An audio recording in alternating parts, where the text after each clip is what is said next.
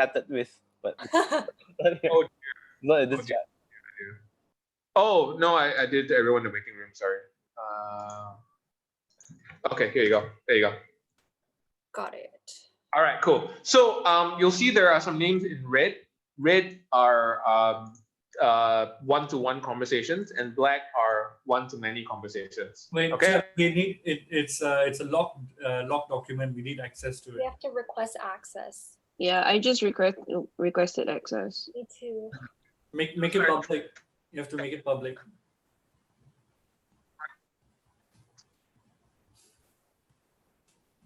I'll make it public now. Yeah. Okay. So sorry. Okay, there you go. Does everyone have access to it now? Yes. Yes. Okay, so this is your scoreboard. Yeah. Natalie, you got 1 point just now earlier. Did I make you laugh? Is that why? No, actually, Sapa was the only one that made us laugh, and I gave him that point for encouragement. I think Sia's been adding points for you guys, like asking questions and stuff like that. So success. yeah. So as I reiterated, the number one group will receive bottles of chili sauce, and also the number one top scorer single individual will also receive a special bottle of chili. All this stuff is delicious, I tell you. Okay, so let me just break you guys into groups so you know who your groups are. Ewanina and Husna, are you guys both here? We're going to break you into a group now. Husna isn't here. Oh dear. Okay, then whole of group one goes into one group. So Ewanina, Ian, Johansson, and Natalie. Okay, that's one group. I marked the attendance to the right, so you can just refer to that.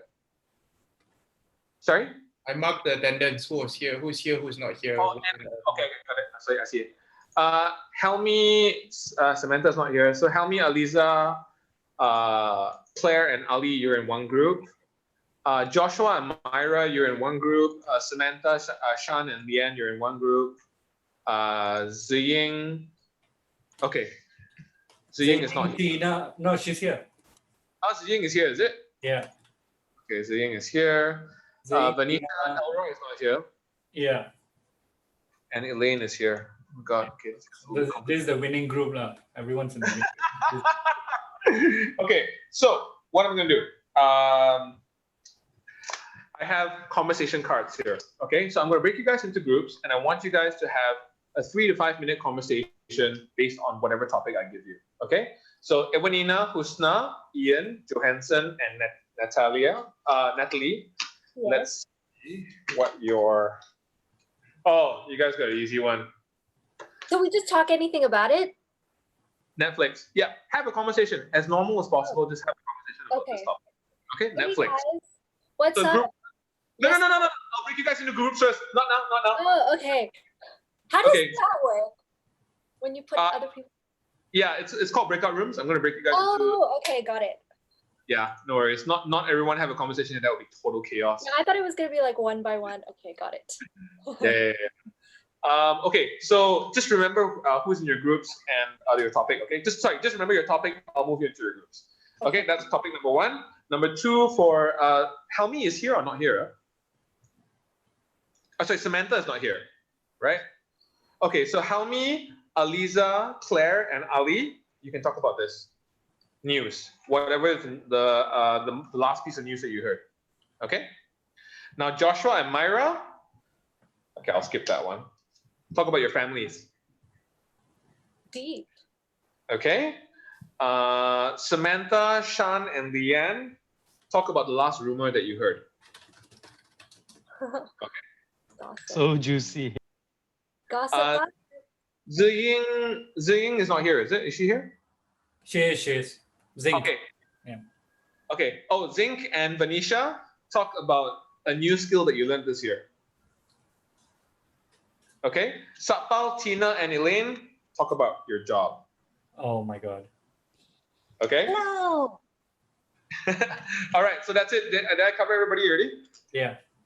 Okie dokie. Let me move you into your groups now. It's going to be about 5 minutes. I'll set a timer. You guys will know when it's over. Okay. Got it.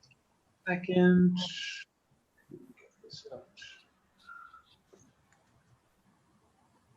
Okay, so first group. Oh, by the way, just a small announcement. All the participants, 18 of us, we have a 20 ringgit food voucher coming our way. So just grab food voucher. So just a heads up. Sorry, Yeah. Chak and Sia, you guys don't get none. Thanks, bro. No worries. Got your back. Didn't laugh. Okay, so group one. Sorry, it's gonna take me a while. Usually I have somebody to help, but Sia is not familiar with this one yet. Give me 1 second. Group one, give me your names. Ian. Yeah. Who else is talking about Netflix? Natalie. Ian, Natalie, Joe, and Ivanina. Johansson, is it? Yes. Yep. And Ivanina. Okay, you guys are He also goes by John. okay. Scarlet. Okay. Only And one then can comment on. Okay, sorry. group two's topic was News. News. News. Okay, who was talking about news? Sorry, guys, will. just help me. Huh? Yeah. Who was talking about news? Say your names, please. Aliza, Helmi, Claire, Uh-huh. and one more. Ali And me, Iskandar. Ali Iskandar. Alexander. Okay. And then group three was talking about Families. Family. families. Families. Josh Okay. and Myra. Yeah, Joshua Myra. Yeah. All right, got it. Okay, and then next one was talking about A new skill we picked up this year. new skill you picked up this year. Yeah.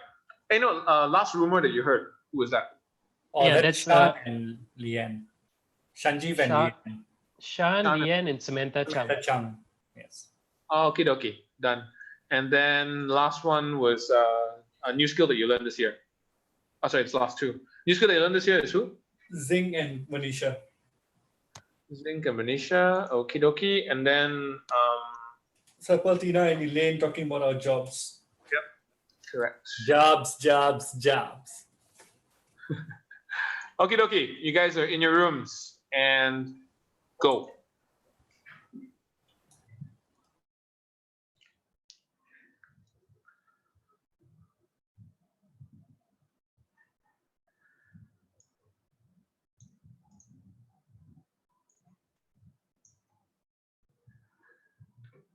Brilliant.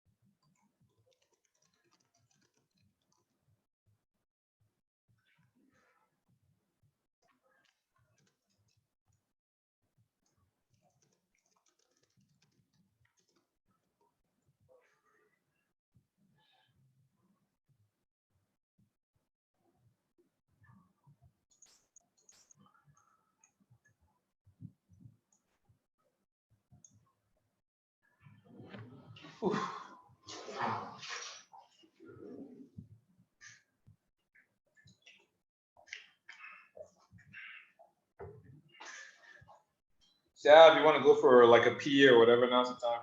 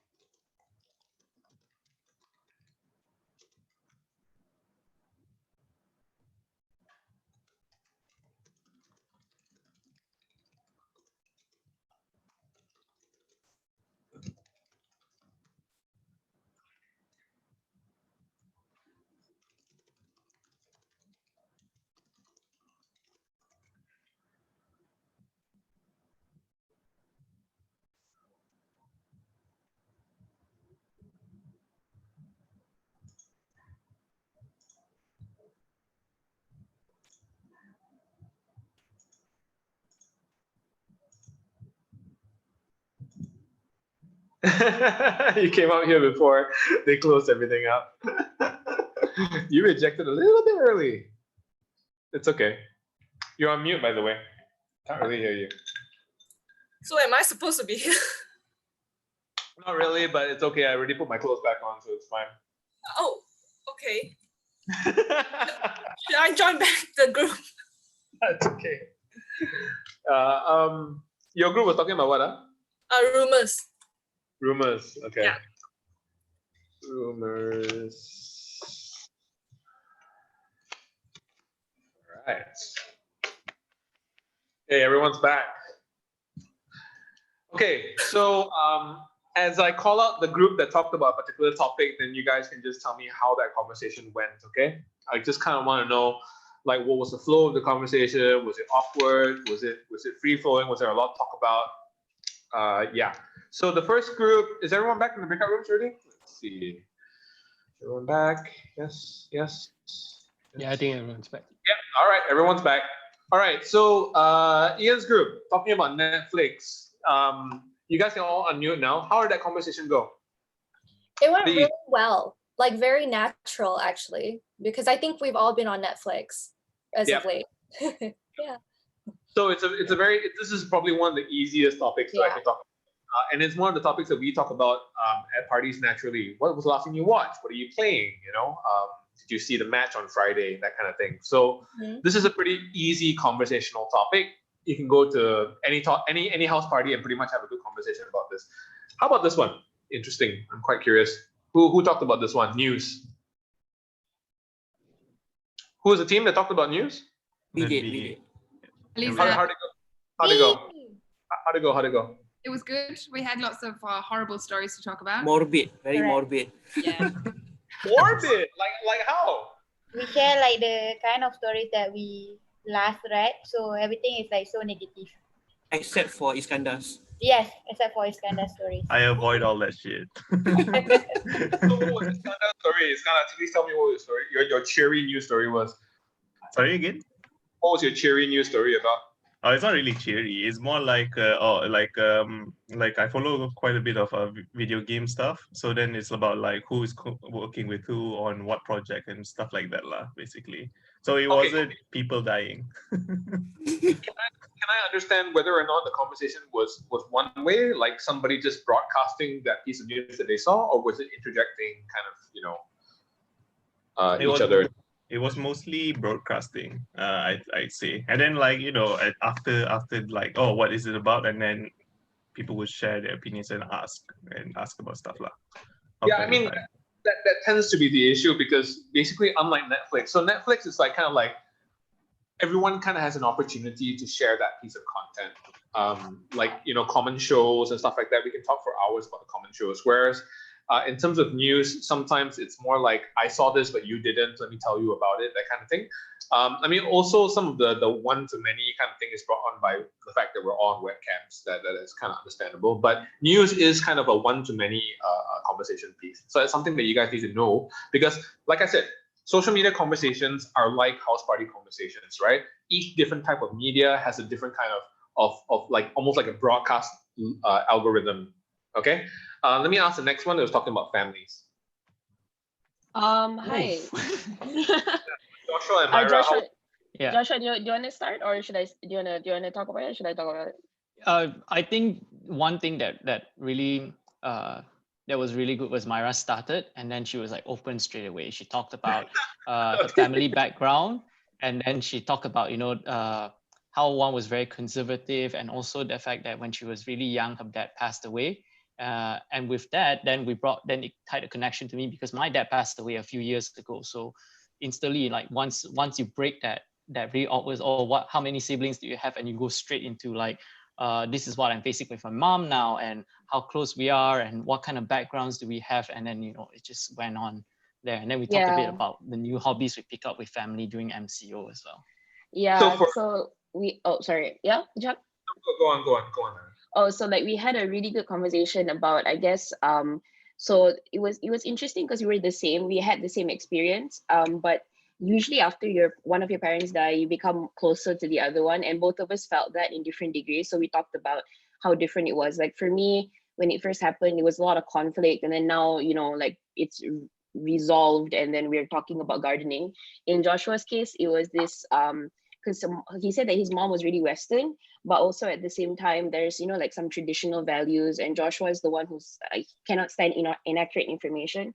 So he's kind of like the link to his mom to the modern world. Whereas for me, my mom is kind of opposite, where she's coding now. Like my mom's learning how to code now. But it was interesting so it's interesting to see like the commonalities and the differences. So it was really cool, and he taught me a lot about Joshua as a person as well. Can I use the words intimate, relatable with your conversation that you had? Yeah. Okay. Yeah. So that's also a commonality with family-based conversations. Also, conversations between two people tend to be a lot more intimate than conversations between 3 or 4 people. Also, something that you guys want to take into notice when you're developing content, right? So if you're developing content around family, it tends to be quite relatable, as in people have similar kind of experiences with their own family unit. I mean, you know, like kind of same shit, different day kind of thing, right? Like somebody's relative would have, you know, developed an illness, or somebody would have, you know, done something weird that estranged them from a family. All these things are very, very relatable between two people. So families are a very intimate and emotional conversation. Okay. Next group was talking about rumors. Now let's see how that conversation went. Who was that?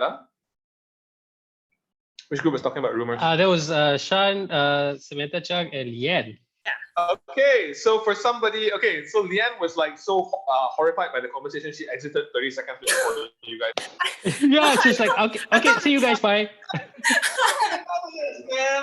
I'm sorry. Hey, okay, let me tell you this though, okay? She was the one that came up with the juicy rumor that got us all home. Ooh, right. Okay, and Chak, let me tell you this. It involves it involves one of the participants in this bigger group that we all in right now. Scandalous. Scandal. In that Yo. It must be Joshua. What? Does this person use conditioner in their hair or not? Yes. Are we playing 20 questions now? No, one is good enough. How did that conversation go? Fun, I would imagine. Right? Yeah, a conversation about rumors always is quite fun. And fun is something that's very normal on social media. So that's why salaciousness tends to do quite well on social media, because people have these kinds of reactions to something that they're not supposed to know, or is like kind of scandalous or whatever. So it's, again, very important to kind of realize the dynamics of different conversations in social media. And I hope that's something that you guys can just think about. It's not an exact science. It's kind of like what you feel at a house party is what you would feel on social media. That's the muscle that I'm trying to develop with you guys right now. Okay? All right. Talk about a new skill you learned. Which group is that? That was us, Zink and I. Yeah. Yeah, so the conversation started with us just introducing ourselves to each other because this is so ironic, but I guess this is the CMCO thing. We haven't really spoken to each other, even though she's our intern. And she was really cute, just asking me questions about Newsflash. So we kind of went off topic for a little bit. Just because we haven't spoken at all, like this entire time, even though we're in the same conversation and you guys went off topic. Oh my God, millennials. But we came back. We came back to our conversation, which I think that that's the way that these kind of conversations work. I don't think that it's necessarily a bad thing. So we kind of introduced ourselves and it was very fluid. It wasn't awkward at all. And then after that, we got into the talking about our skills. Yeah, and Zink basically told me that her skill has been, what she learned is that she likes journalism, that this is probably something that she wants to do long term. So that was really nice. And mine was more of soft skills, basically how to socialize online this year, socialize better online this year. It's been a very odd year. So I've had to learn how to be me through a screen, essentially. So if you don't socialize online, you don't socialize. So you have no choice really at this point. Yeah, exactly. It's like, and the thing is, I'm not really a video call person, but I've slowly become that person now. So yeah, that transition into being able to be me. I will tell you something that's very unintuitive because people think that training online is easier than in real life. Hell no, man. It is so much more difficult. Yeah, I agree. like you maintain the attention span of 20 people looking at a laptop screen. Like, wow, usually I got like, my nice physique or whatever to distract them. But yeah, I don't have those tools, on the internet. Okay, last group, talking about your job. Sorry, just a quick one about skills. Venetia and Zing, did you share tips about like how to get better at socializing online or how to get better at journalism? We wanted to, but we didn't have enough time. Right. It's like, so we just because we spent half of it basically talking about the non-topic. So yeah. I think conversations where you learn something are pretty powerful. That's why I think that R.Age, published a GST versus SST article, a video that did really, really well. We publish, life hacks are also a very popular thing on social media. So, like I said, there are similarities that you guys need to just kind of notice moving forward.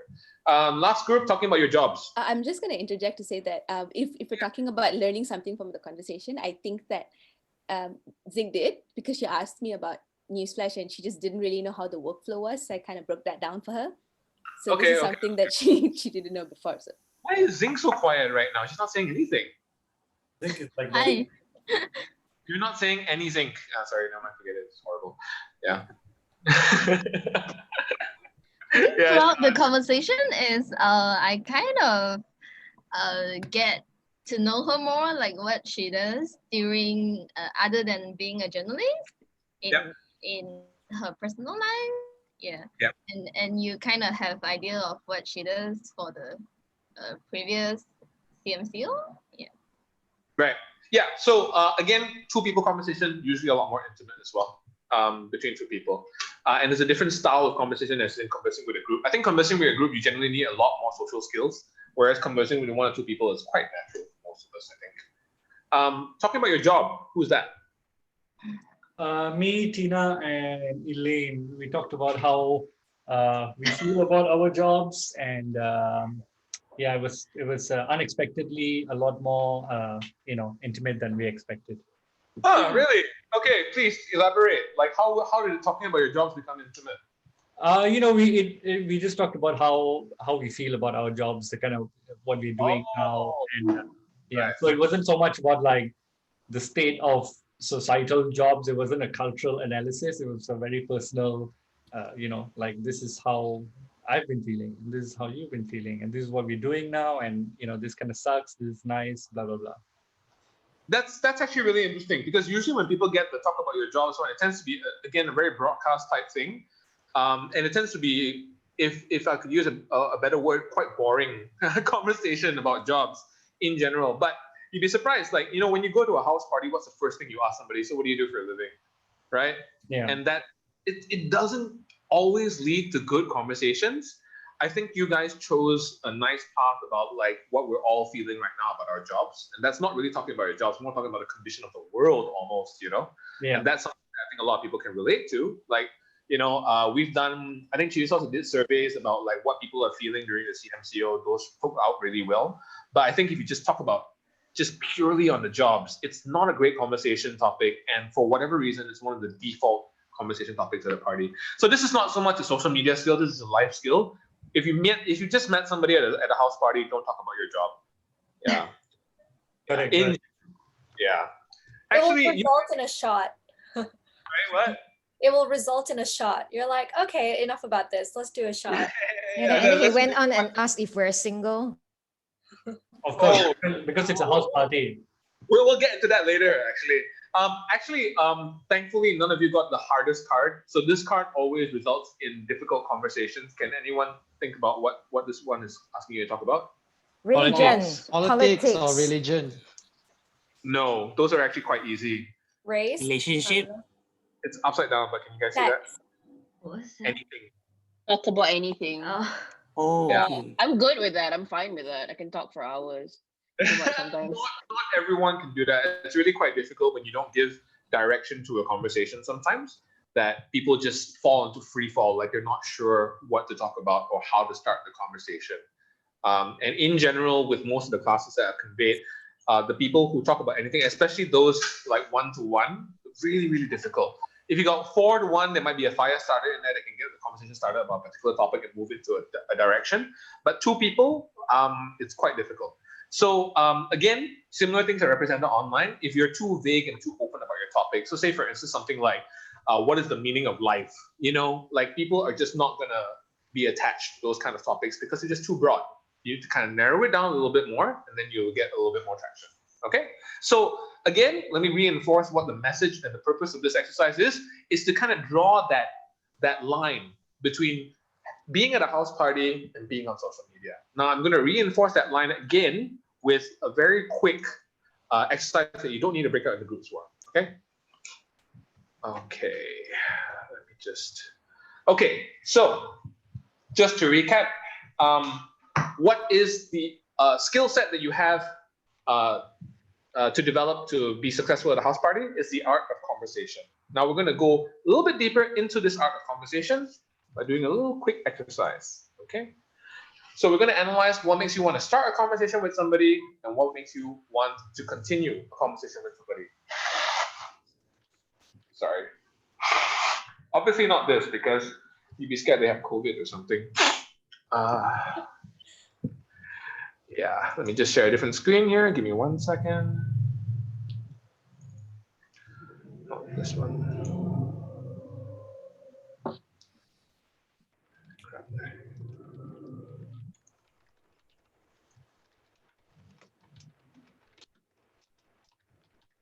Sorry, yeah. Sia, do you want to do a quick update on the scores right now? Well, I'm looking at this. I think I have about like 5 right now. Well, I made him laugh. That's another one. We'll check that. Group 4 is leading with 2. Group 3 has 1. Group 2 has 0. Group 1 has 1. What about individuals? I don't think the scoreboard is accurate because I'm sure Natalie and I have made you guys laugh a lot more. Who's paying you, Sia? Who's paying you? Nobody is paying me. Actually, I'm doing this for free today, so that's why. And then you told me you got a 30 ringgit voucher that had no business with, so yeah. Minus points for Satpa. Not even a 30 ringgit voucher. My If it helps, it's only 20 ringgit. We can eat lunch. Okay, yeah, that's just so much better. 20 ringgit. Another 10 ringgit that we're actually not getting. Okay, I found it. Give me a second. Mooncake math. Yeah, so sorry. It's not that I don't want to give. We just ran out of budget, so it's like I actually don't want to give it to one of us, but we have to do it. Sorry, guys. No worries. Okay, so I want you guys to imagine that you're in that house party again. Now you're walking around the room, and hold on a second. Let me just minimize this a little bit more. Okay. You just arrived at the house party and you're looking for someone to talk to.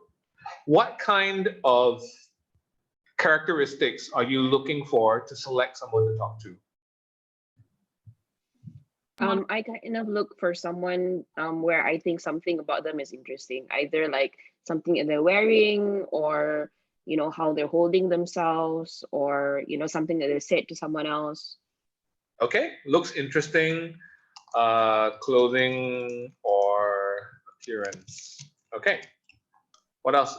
Sia, keep score, yeah? It's gonna be weird, but I'm gonna say vibe. I don't know whether that's a thing, but sometimes I just get a good vibe from people and sometimes I don't. So from across the room. You want to see their aura. Yeah. I don't know. It's very strange, but most of the time my vibe check's right. So I say vibe. Vibe or aura. All right. Keep going.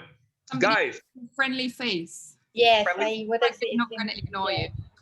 Sure, friendly face. I think that. What else? Someone who comes off as empathetic. Sorry? But how would you know someone's empathetic from across the room?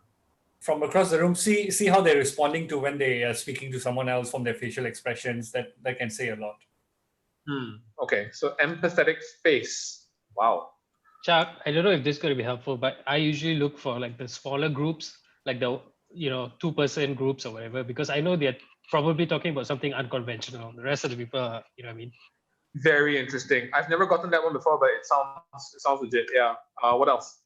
I think sometimes people can give out this vibe that they are really awkward and they don't know how to start a conversation with someone. So sometimes you're gravitated towards this kind of people. Yep. The awkward types. I think I gravitate towards the awkward side, so I understand what you're saying. Actually. They're a lot more interesting sometimes. Normally, I would go either to the host or I would also go to the someone who's alone. Someone who's alone. Okay, so awkward types kind of is similar, right? Are you saying what's one obvious one for someone who's hot? Go ahead. Someone who's really fun, like someone who's dancing or making other people laugh, because they're gonna include you. Was that David? Sorry, was that Joshua?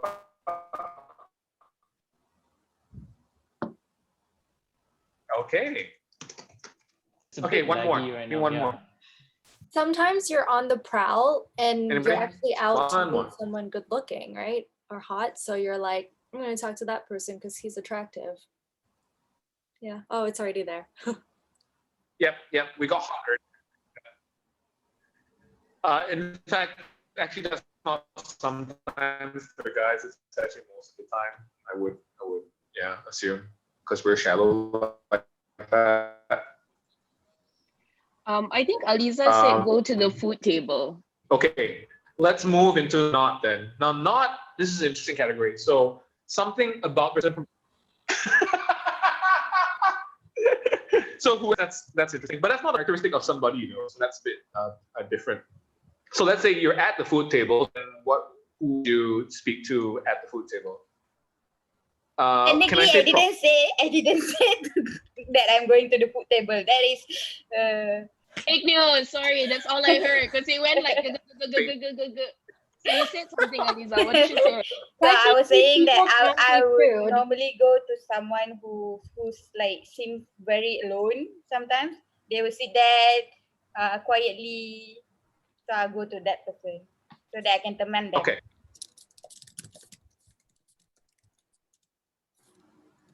Okay, alone. Yep. Okay, now what characteristics from across the room will make you go like, I am not going anywhere near that person? The drunk person or the obnoxious person. If they're always just on their phone, I hate that. Someone who's trying I think that's always you. hard.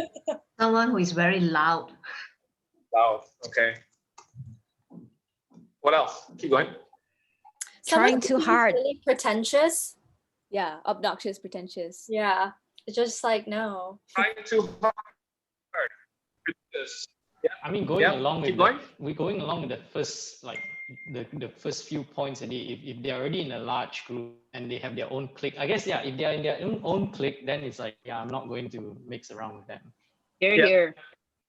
Yep, they're already like talking about something that you're totally not related to already. Then you would just kind of steer clear because it'd be difficult to get to that conversation. One more big one. Anyone, oh, this might not be your big one, but anyone who's sitting down, it's very awkward to get into a conversation that is seated. If people are standing, it's much easier to slide in and out. Difficult to slide in. Well, that sounds wrong, but okay, yeah, we'll go with that. Yeah, anything else? People depending on the topic as well. Sometimes like the topic that they are talking to is like so boring. So I would choose to go to other. Okay. Wenina, sorry, you were going to say. Yeah, people with RBF. I mean, I have two RBF. people Yeah. I did approach them. But Don't discriminate. Exactly. My best friends are, but like I still approach them first. So. Yeah, that's good. I'll send you a picture of my girlfriend. That's a perfect demonstration of RBF. Does she know you're saying that? She totally acknowledges it. We have a conversation about whether it's BRF or RBF. She calls it bitch resting face. I call it, no, it's resting bitch face. Okay, so the big one that I think that you guys are missing here is, would you go and talk to someone if they were wearing an Amway shirt? A what shirt? Oh man, if they're part of nice one. Wow. Amway shirt. I can't hear, sorry. Amway, MLM. I think it depends on how they come off. Like if they come off like they're If they wear it ironically, right? Like Natalie has a Trump 2020 hat. Yeah. If it's Halloween, then yes. Because actually that's the scariest Halloween outfit, right? You go to and you wear Prudential and like top sales guy and then you're like Yeah, it's right there. Oh, that's nice. The Trump hat thing, I need to give that person a score. Sanjeev. Natalie, you got what? Yeah, you got a score just for wearing a Trump hat. Actually, you know what? I actually really wanted to buy the Four Seasons landscaping T-shirt, but it was so expensive. Oh no! But Chuck, if they're wearing an Amway, if they're already wearing an Amway shirt, right? At least they're honest about it, you know. True that. Very true. Yeah. The worst parts are those who are friendly to you and it's like, oh yeah, how are you doing? By the way, do you have insurance? I was like, oh my gosh, I'm out of this conversation. No. Joshua, remember this point in about like 1.5 minutes, okay? So right now, when you go to a house party, you guys are very familiar with this, right? There's a point at which you've already started a conversation with somebody, and around the 1 minute or 45-second mark, there's an opportunity to leave that conversation. Sorry, it's great talking to you. I'm going to get a drink right now. Do you want one? Or I'm just going to join my friends. I'll catch up with you later. Blah, blah, blah, blah, blah. There is a way to exit that conversation at that 1 minute mark. Before that 1 minute mark. Once you pass the 1 minute mark, you kind of locked in a little bit more. So what makes you want to continue from that 1 minute mark? What are the qualities of that conversation that make you want to continue from that 1 minute mark? Relatable? Relatable, great. Found something in common? Yeah. Something in common, yep. I would actually say they sound how controversial it is. They're enthusiastic. Earnest, yeah. Maybe if there's like back and forth. Banter. Dynamic. Yeah, dynamic banter. Banter, dynamic. Okay, what else? Enthusiastic. They're enthusiastic about the conversation. Yep. What else? Sorry? good listener, I think. It helps as well. Sorry, Wenina, I can't hear you. What do you say? Eye contact. Eye contact, yeah. They're genuine. Genuine. And they can have respectful disagreements. Yes, I think that's also good. Let me just insert a few more rows here. Respectful disagreements. He seemed interested to talk to you back.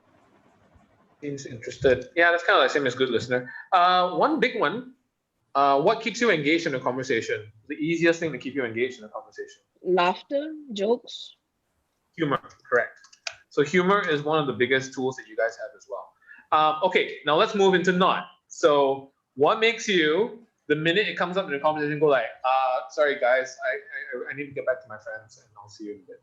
Oh, for me, if someone makes really just negative faces, it just, for me, I'm like, oh, I can't tell if you're in a good mood or not. So it's a bit, I don't want to talk to you anymore. Okay, got it. Negative face. If they have racist bigotry views, I'm kind of like, gotta go, you know? red flags. Keep going. Someone who generalizes shit, like say stuff like, "Oh, you know, kids these days." I'm like, no, shut the fuck up. Who doesn't give you a chance to speak? Okay. Someone I feel being hypocritical for saying this, like, but yeah, not only not giving you a chance to speak, but not even like validating your opinion. So it's just like that person's opinion for the entire conversation. Oh, I had a friend describe somebody like this before. They said they don't check for a pulse. Yeah. Oh yeah. Yeah. Like That's a nice way to put it. Yeah. Yep. It's Talking like a at- one-sided conversation. Yep. Okay. What else? If the Joshua? conversation is shallow, like there's no depth to it.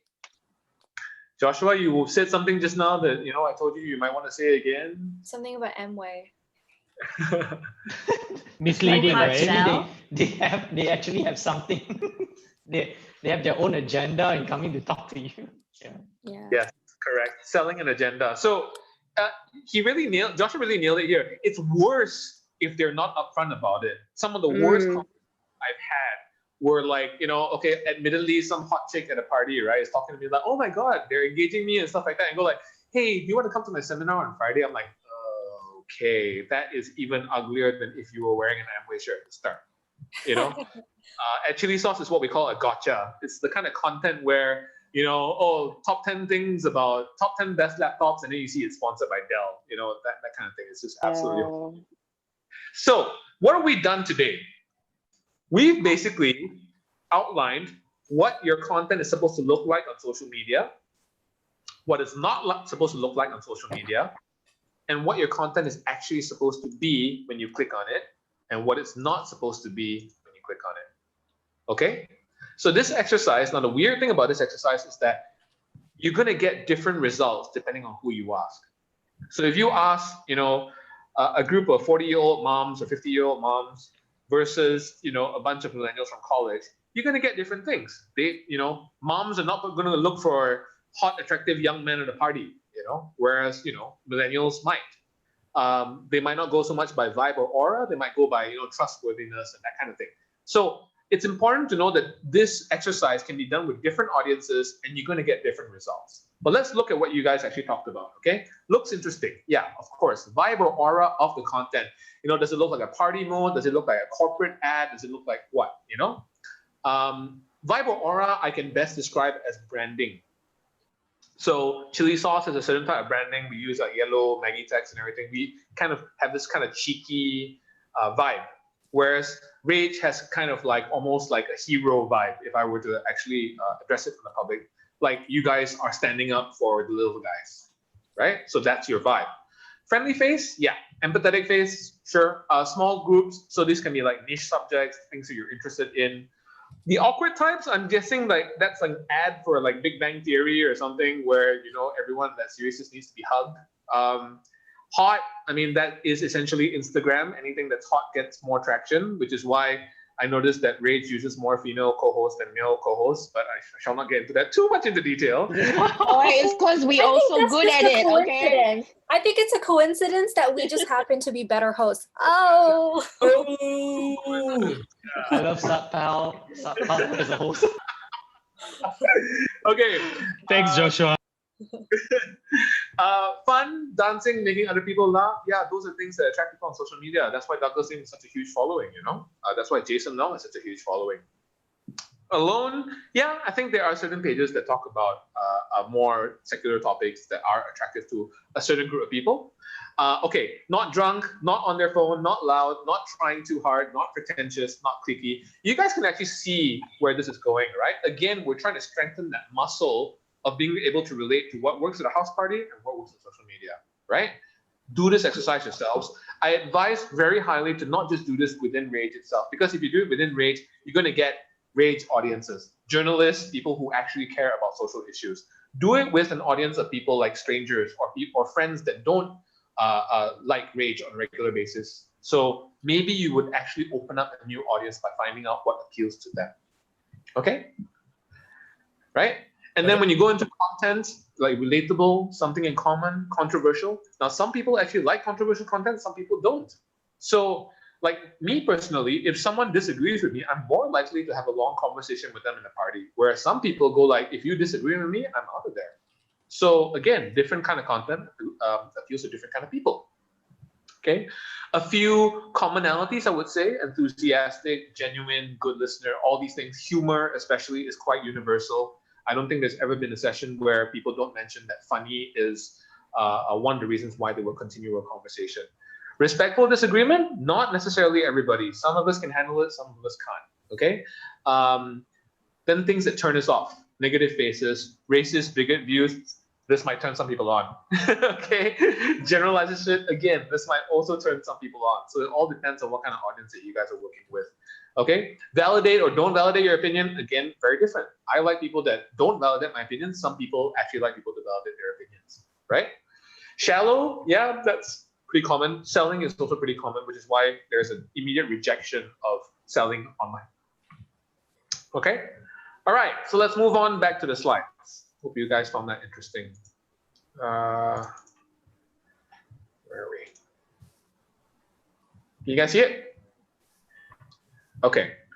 So what have we actually figured out here? And what we figured out is that 50% of your content is the sell and 50% is the payoff. Okay, it's a very simple concept.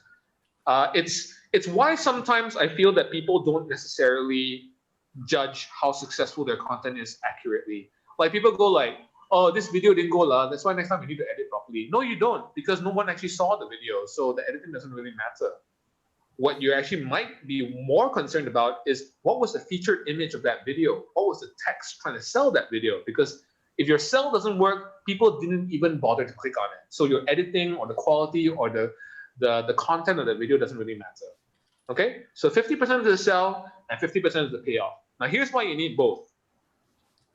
The sell is basically to attract someone within 2 or 3 seconds on social media. Yes, I need to consume this piece of content. And then once I click on it, it needs to pay off. If it doesn't pay off, that's why people have clickbait. And people go like, ugh, no, I'm never going to click on this thing again.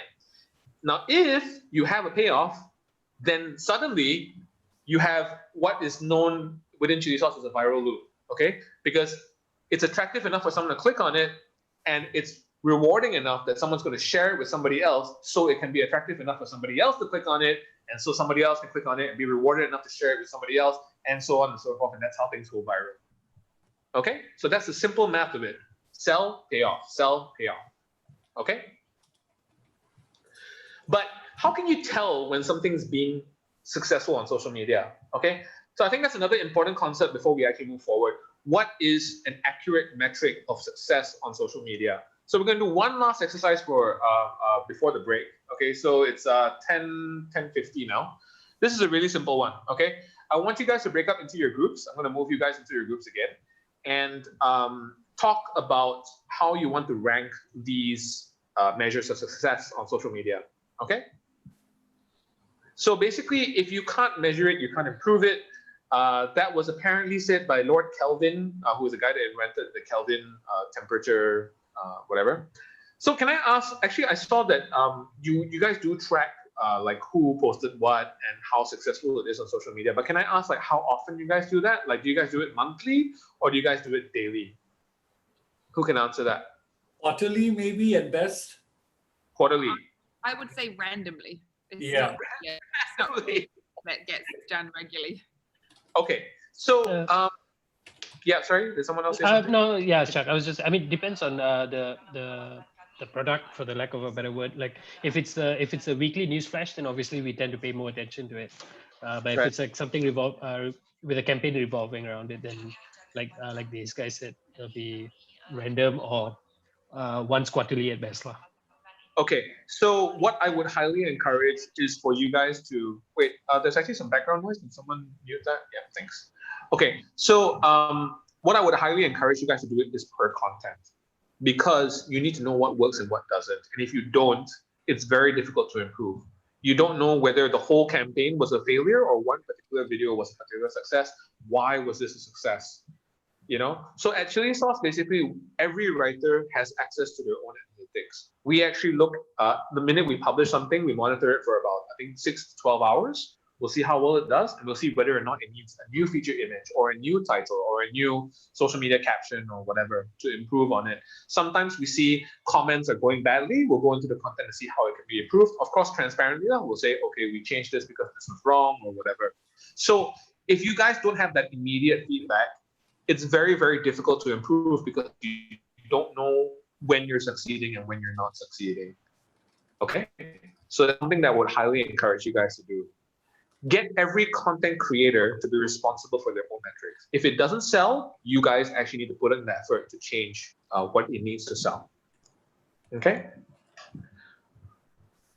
And because this is R.Age, I know somebody's going to check that code, whether or not Lord Kelvin actually said it. So the actual code is actually a lot more rambly, blah, blah, blah, blah, blah, blah, blah, blah, blah.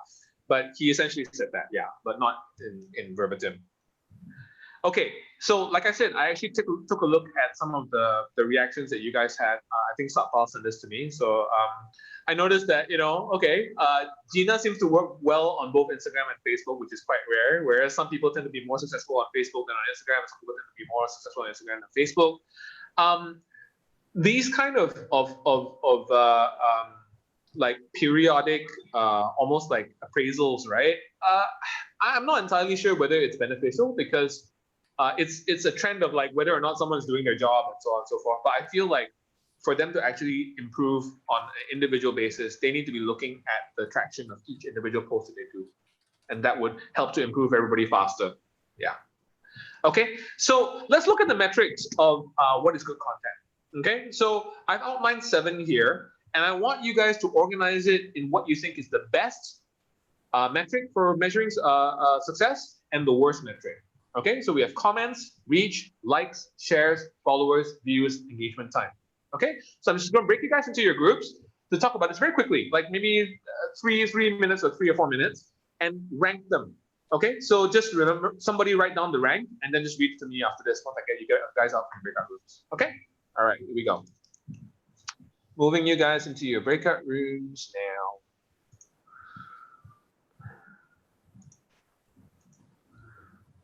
Okay.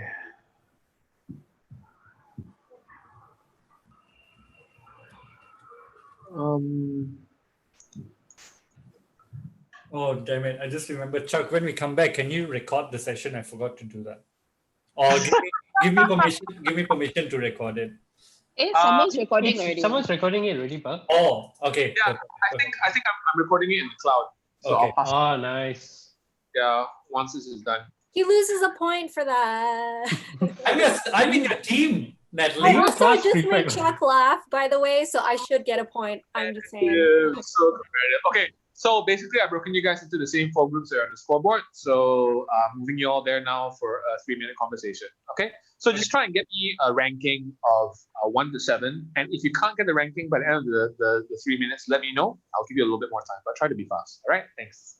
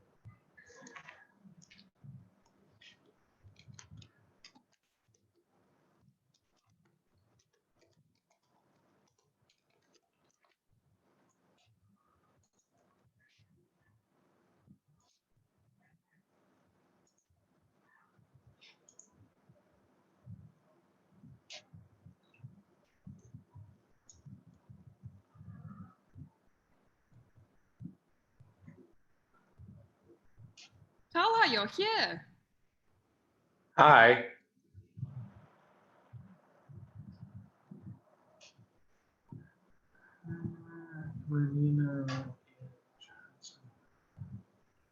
Yep, I am. Oh, Talha, nice of you to join us. I've been here for a while. I think you guys didn't notice that I joined the. He just came for the food voucher. Don't trust him, guys. Yeah. Okay, Taha, you know what? I'm gonna put you into group 3, all right? Okay. All right. Sorry, my group mates. Yeah, I think we got the gist of it, lah. All right. So does everyone has everyone gotten their order? Okay. Yeah. Food order or hierarchy of these things? Okay, group 1. What did you guys decide on? Oh, we put it in the chat, but we went from wait, does Joe want to present this? Joe? No, it's okay. Okay, I'll just read. So group 1, we did the first one is engagement time. Second, So shared. That's the most important or least important? Most important. Most important from the top. Most important. Engagement share. time, share, comment, likes, views, reach, and lastly is followers.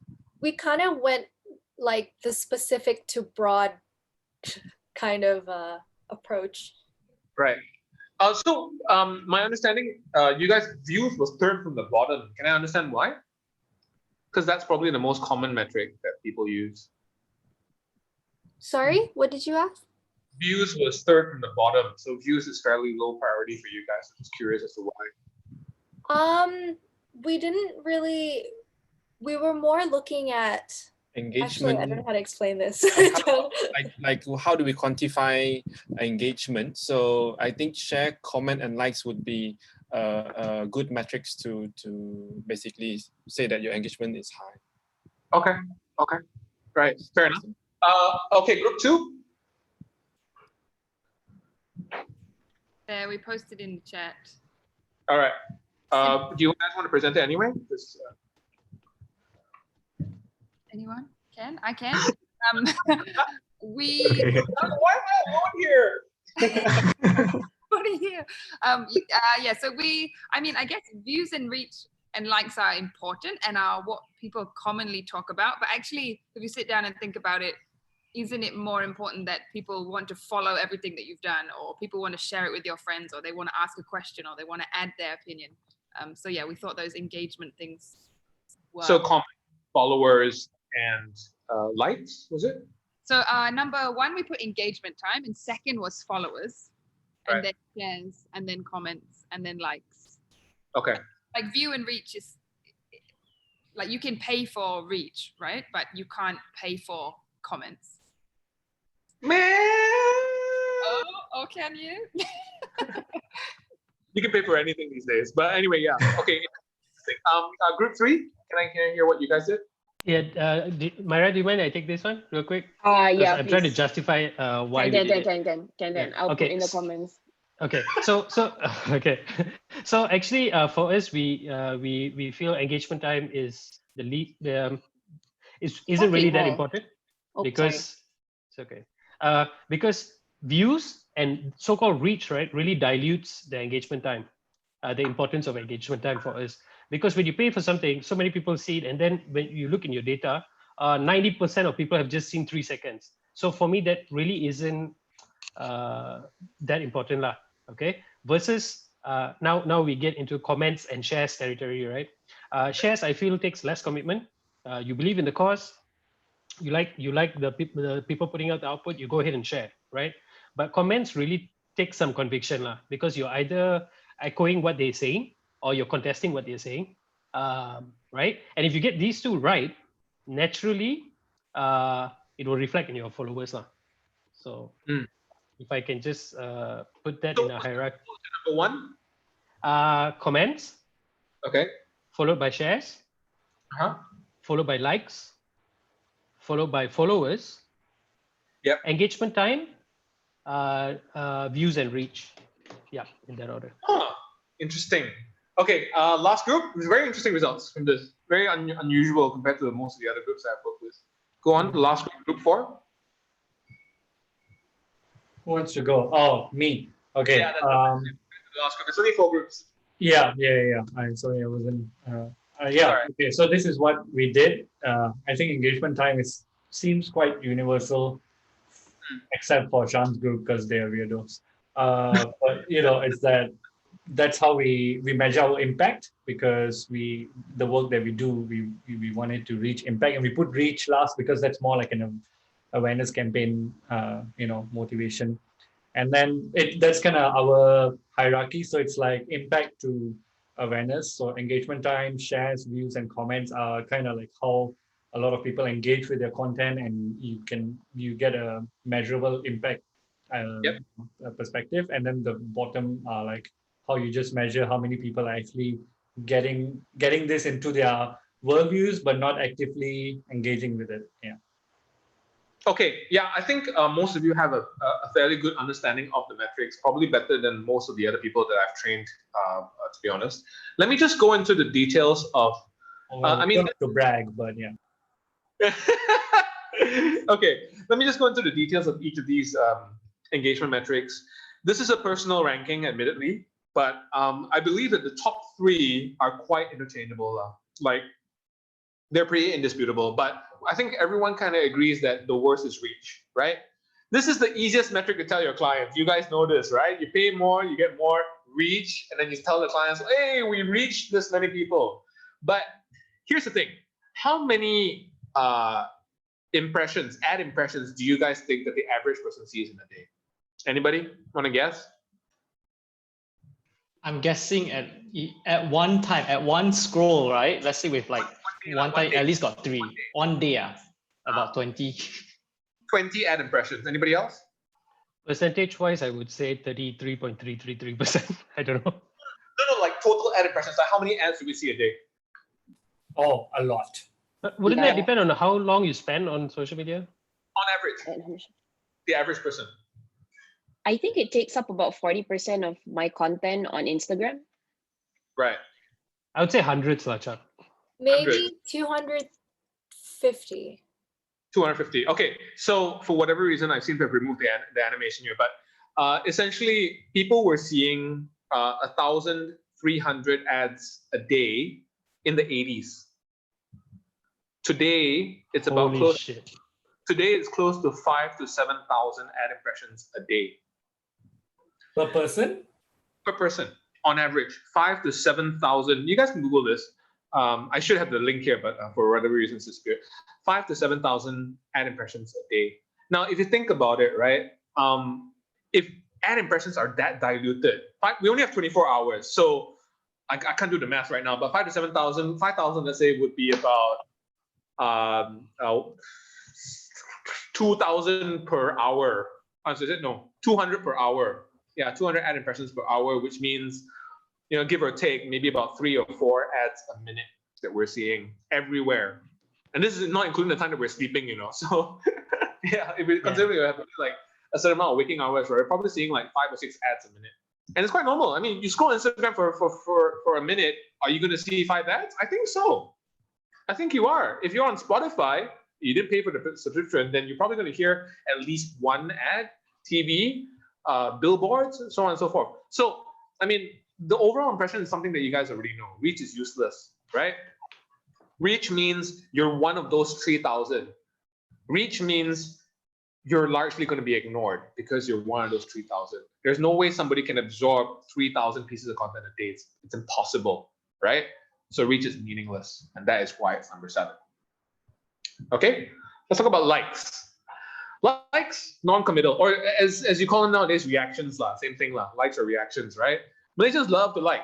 Now, you guys would have noticed this in your sponsor campaigns. The more you pay, the more the likes will go up, and you don't know why, but they just do, right? So, like, my theory is basically just people like to be polite. They go like, oh, okay, you show me this ad, okay lah, just kasi a like or a love or something like that. Generally quite meaningless. If you get like angry reactions, then that could actually mean something. You get love reactions, that could actually mean something a little bit more meaningful than just a like, a thumbs up. Okay, so this is a fairly low indication of whether or not content is successful. Comments. Now, I know some of you are going to disagree with me here, but it's proof of engagement. So I agree with you, Shan. It is proof of engagement, but it's not necessarily proof of absorption, because a lot of times people just comment on the Facebook post without actually, reading or whatever. It's just it's a topic that interests them. It's a topic that makes them feel something, whether it's anger or support or whatever. So touche, man, touche. Because sometimes the question they're bringing up, right, is in the damn content. If only they watched further down. Do your readers actually go up there and say like, bro, just read it? Do they do that? Because yeah. Our readers do the same as well. We were so thankful for them to say, bro, just read it, man. So flame wars are a very good example. You get huge amounts of comments, but is that a measure of success? I'm not entirely sure. A lot of times you guys will see this if you ever do sponsor content for telcos, like 80%, right, is like, bro, your network sucks lah, Maxis is a con job and blah, blah, blah, this, that. That's not successful content, So yes, I think you need to qualify what kind of comments you're getting. If it's flame war comments, I don't think it really counts towards success. If it's like genuine comments, talking about the content, having a good constructive conversation, then yeah. Okay. Followers. It's not a bad metric as long as it's not cyber troopers. And a lot of people out there got cyber troopers. Now, if you take a look at this screen cap over here, Alcatel Mobile, okay? Now raise your hands if you have an Alcatel phone. No one's raising their hands because no one uses Alcatel. But for whatever reason, in Malaysia, they have 8 million fans. What is that? Yeah. Alcatel is a phone brand that existed. It's a French phone brand, if I remember correctly. That existed, or exists, sorry, it still exists to some extent. They actually advertised with chili sauce like 4 years ago. I mean, we went to the Facebook page, we were shocked. They had 5 million fans and now they have 8 million fans in Malaysia. And we're like, what the hell, right? So they paid lah. Essentially, they paid for fans. So I think followers are. Sorry, Chak. Big in Indonesia, apparently, the kakak cleaner in my mom's place used to call it ala gatal. I just don't know. Sia, please give Sean the LOL for that one. Yeah, it was great. Sia, are you still Very here? sad. Are you still here, Sia? Yep, he's here. Okay. Yeah. All right. So here's the thing about fans, though. Hits.fm has about, if I'm not mistaken, about 4 million or something, 4 or 6 million fans. Like kononnya real ones lah, I assume lah. But they can post a video with Ian and Arnie, who are their two biggest hosts, and still only get like 15 likes or 10 likes or 1 comment or 2 comments. So the strength of followers is diminishing by the day because Facebook and Google want more control over what they show you. It doesn't necessarily mean if someone follows you that someone will consume all the content that you put out. Like that's getting less and less by the day. Okay? So building on followers or getting followers based on content is not necessarily a great marker of success. But I think if someone follows you based on a piece of content that you published, I think that is a pretty good marker of success. Yeah. Just that, unfortunately, followers aren't that useful as they used to be. Okay, now the top 3 are genuinely like interchangeable depending on your own metric of success. Okay, so I believe that the top 3 are all equally important in different ways. I'm going to explain how to quantify them a little bit. Okay, so engagement time, you guys are absolutely right. It is one of the big ones. I think R.Age and Chili Sauce are quite unique in this space because we put engagement time quite high on our list of priorities. A lot of other sites don't. So it's a very good indication of the quality of content, but there are some serious caveats here, and these are caveats that we've learned over the years. So I think Sean pointed out one really good one, which is, okay, so before I talk about Sean's one. So this is a screenshot of our Google Analytics. Now, if you notice 0 to 10 seconds, there's 46,000 here, right? So we thought, oh my God, everyone's just backing out of our content and we're doing a horrible job. It's not entirely accurate. So let me tell you how Google Analytics actually measures engagement time. They measure it by the time that you take from when you open the page to when you close the page. Oh, sorry, to when you click on something else. Because when you close the page, they can't detect the session has ended. Only when you click on something else can they detect that the session, that you moved on to another page. So this is a problem with Google Analytics. This is why we have the bounce rate, right? When someone bounces, which means they only click on one page and they get out of the site, Google can't tell you how long they spent on the site, unless they're using AMP, right? If they're using a normal site, they can't tell. So by that reckoning, 0 to 10 seconds basically doesn't mean that they only spent 10 seconds on the site. It means that they only clicked on one page and they left. And we don't know how long, whether 0 to 10 seconds or more, that they spent on the site. Okay? So this lowers your engagement time score massively if you have a high bounce rate. And chances are people like R.Age and Chili Sauce will have a high bounce rate because our content is so long. You know, if we're spending like 4 or 5 minutes watching one video, there's a much lower chance that we're going to watch another video after that or consume another piece of content that's 1,500 words. So that's why our bounce rates tend to be higher. So it's not necessarily an indication of how bad the content is. Now with video, actually you have better metrics. You have the length of engagement time on YouTube and Facebook and all that. But this is where I think Sean actually pointed out something very interesting. Less viewers tends to result in higher engagement times. Absolutely. The less people you have, the higher quality of people who are actually more likely to consume the whole thing because they're fans of you or they personally support the content and so on and so forth. So make sure you temper your gauge of success with how many people you actually reach in the end. Okay? So I think what I'm trying to say is that engagement time alone is not a good metric, but engagement time taken with shares, views, comments, and so on and so forth will give you a better picture of whether or not your content is successful. Okay? Yeah. So generally speaking for video, I would say if more than 40% reach the end of your video, seriously pat yourself on the back. That is extraordinary. Can someone tell me how often that happens at R.Age? Like 40% of people reach the end of your video? Like 1 in how many times? Yeah, I think only for our bigger pieces. Right. Like groundbreaking traffic or drug trade. Newsflash usually is about 10-20%. 10-20%. But if you're reaching 10-20% on a regular basis, I would say that's pretty okay. Sometimes we get even 5%, you know, because of Facebook's autoplay feature, right? Like it's really it really takes a dip in the first like 5 seconds, and after that, you just see how well you can maintain it. But yeah, 10-20%, that's actually pretty decent. It's not too bad. Yeah. Okay, let's move on to shares. Now, shares is a really interesting one. Shares is an endorsement of the content.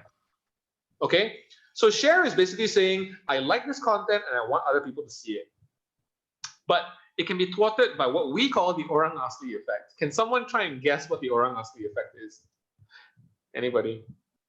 Is it when, because you know that there's an issue which deserves attention, then people don't actually watch it, you just like click the share right away? Yes, well done, Joshua. You get 1 point for that for sure. Okay, so the orang asli effect came about when we published an article about orang aslis going to Bersih. And as you can see in the screenshot, it got 7.5K shares and it got 4K views. So that means more people shared it than viewed it. Okay, generally speaking, what we consider healthy would be 1 share to about 15 or 20 views, thereabouts lah. So this was way like out of our algorithm. And so what we found out is that people shared it to look like they care, but they actually don't. Okay, now this is something that I feel that R.Age really needs to take a very, very close look at to try and analyze issues that have this kind of effect. That you have high shares, low views is not necessarily a gauge of the success of the content, right? Ideally, you can have high shares and high views. That means it's actually engaging enough. But what you need to make that happen is a good sell, which we'll be getting into immediately after the break. Okay. Any questions on this before I move on? No. No, we're good. All right. So what is the opposite of the orang asli effect? So that's when you have high views and low shares. It's what we call the Leng Loy effect. Okay. So if you can see this piece of content on the right, this is a sponsored content for Tiger Beer, and it got 59 shares. Can anyone guess how many views it got? 100,000. 115,000 actually. Wow. Yeah. 115,000 views and 59 shares, whereas the orang asli one got 7.5 thousand shares and 4,000 views. It's the exact opposite. So what's happening here is the exact same as the orang asli effect. Orang asli effect is people who want to seem like they care, but they actually don't. Leng Loy effect is everyone's a pervert, but nobody wants to advertise that they're perverts. Right? So this is why views can also be a bad metric of the success of your campaign.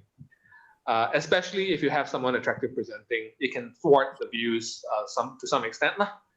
Also, if you do more salacious topics, more like rape or sex or anything along these killing, murder, whatever, the views tend to go up. You need to ask yourselves, you need to have a personal conscience, like what I think R.Age and Chili Sauce do, to kind of ask yourself, is this content actually beneficial? And I'm sure in your case and in ours, most of the time it is. Right? So don't worry too much about this. Just kind of like know that certain things would have higher views and lower shares. I think that's the main thing. But views don't really lie that much. I think views is probably like the most reliable metric, I would say, that a piece of content did reach a certain amount of people. Yeah, but also paired together with engagement time to tell whether people consume the whole content, and also paired with shares to see whether they liked it or not. So all these 3 things that are at the top are the most important. Okay.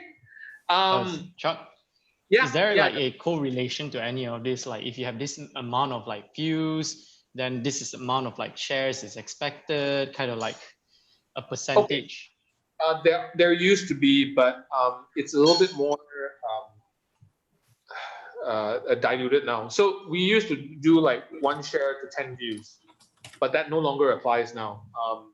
Because you don't just have Facebook, you have YouTube, you have Facebook video. So Facebook video and Facebook articles is 2 different algorithms. Then Twitter is different, Instagram is different as well. So the correlation is a little bit harder to track these days. Last time we were just on Facebook, then yes, we did used to track this, but we don't actually refer to that so much anymore. Now, I mean, if I were to actually nail it down, it's just a feel, if you're in the daily trenches. So again, going back to like making sure that all your people have access to the analytics and knowing that they actually view it, you will get a feel of what is normal, what is successful, and what's not successful. So also in terms of like content, like someone that publishes constantly salacious content is going to get a different share to view ratio than someone that publishes genuinely beneficial content or social issue content. They're going to have different averages. So I guess it depends on the media, is the answer to your question. Okay. All right. So very quickly, just before the break, I wanted to go over some of the stuff that you guys did and kind of analyze, which category this falls into. So GST versus SST and unemployed fresh graduates, the first two. Okay. So GST versus SST had 200,000 views, 803 comments, 4,000 reactions. Now, you understand why I picked these two is because they had almost the same amount of comments, but one had significantly lower views than the other and higher shares. So in other words, the unemployed fresh graduates one kind of falls into the whole orang asli effect thing. It's something that people, care about more than they'll actually consume. Whereas GST versus SST is genuinely beneficial content. So beneficial content, I want to click on that for selfish reasons. I want to improve my knowledge on GST versus SST for the sake of my business, for the sake of my income, for the sake of my livelihood, whatever it is. That's why I have higher views. Okay? So it's just kind of important to realize the dynamics of these kind of things. Project IC, very, very high comments, okay views, very high reactions, very high shares. Again, something that is a social issue will get higher shares, higher comments, higher reactions, and probably lower views. Global data market and you, I'm 90% sure this was sponsored. Sapal, correct me if I'm wrong. It wasn't. No. Newsflash is never sponsored. Newsflash is not sponsored. Oh wow. Okay. So how did they get such high views and such low comments, shares, and reactions? I'm very curious. Because usually that's a marker of sponsored content, like high views and low comments, shares, and views. Does anyone know any more about this? Huh? Maybe it just hit it was one of the very early episodes, and maybe it was when they just changed over, like, oh, you will have got this email about changing privacy data. Maybe it just wasn't interesting. It was quite timely, I guess, because like we hit it was when the whole Europe passed their new laws about privacy and all that, and our opening line was that, hey, have you been getting a lot of emails? And so I think the people that are interested in data and PDPR or whatever, we hit that audience, but maybe it just wasn't very shareable. I think group shares as well.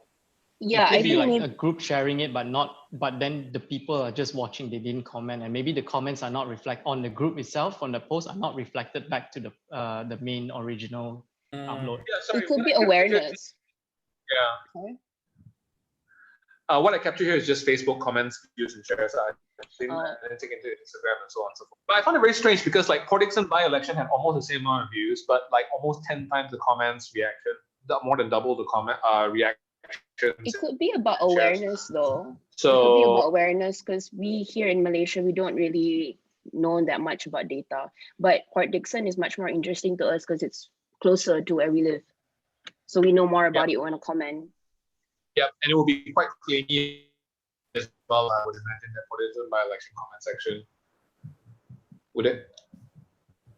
Yeah. Okay, anyway. So having said that, let's take a 10-minute break. It's been quite a long session so far. So just take a quick 10-minute break. After this, we'll come back to selling your content on social media. Okay. So it's 11:24 now. Let's get back here by 11:35.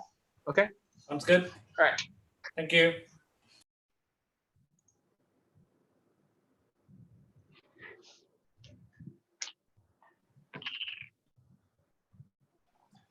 Chak.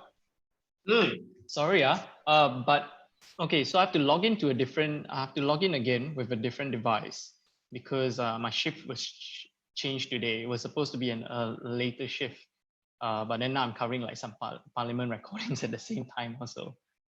Okay. So I'll still be here, just that I have to log in from a different device so I can just make sure that nothing's happening in parliament. Yeah. All right. Thank you.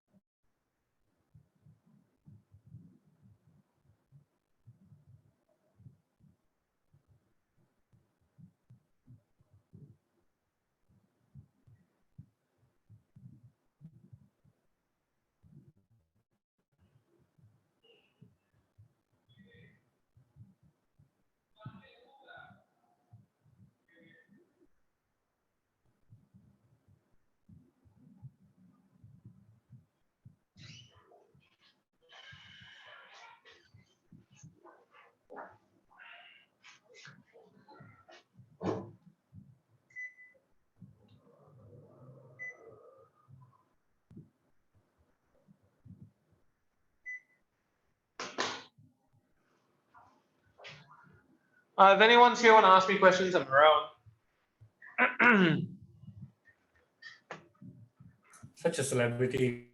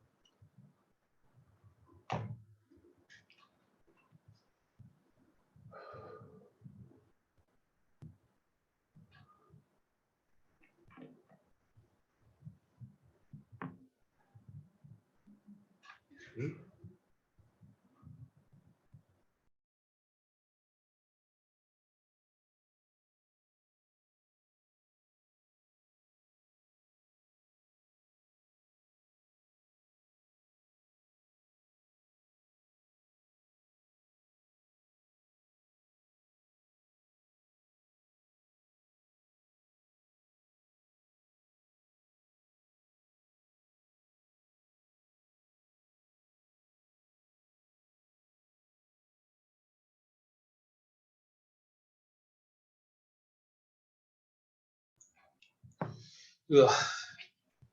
How often do you guys get people like calling you and following out on press releases?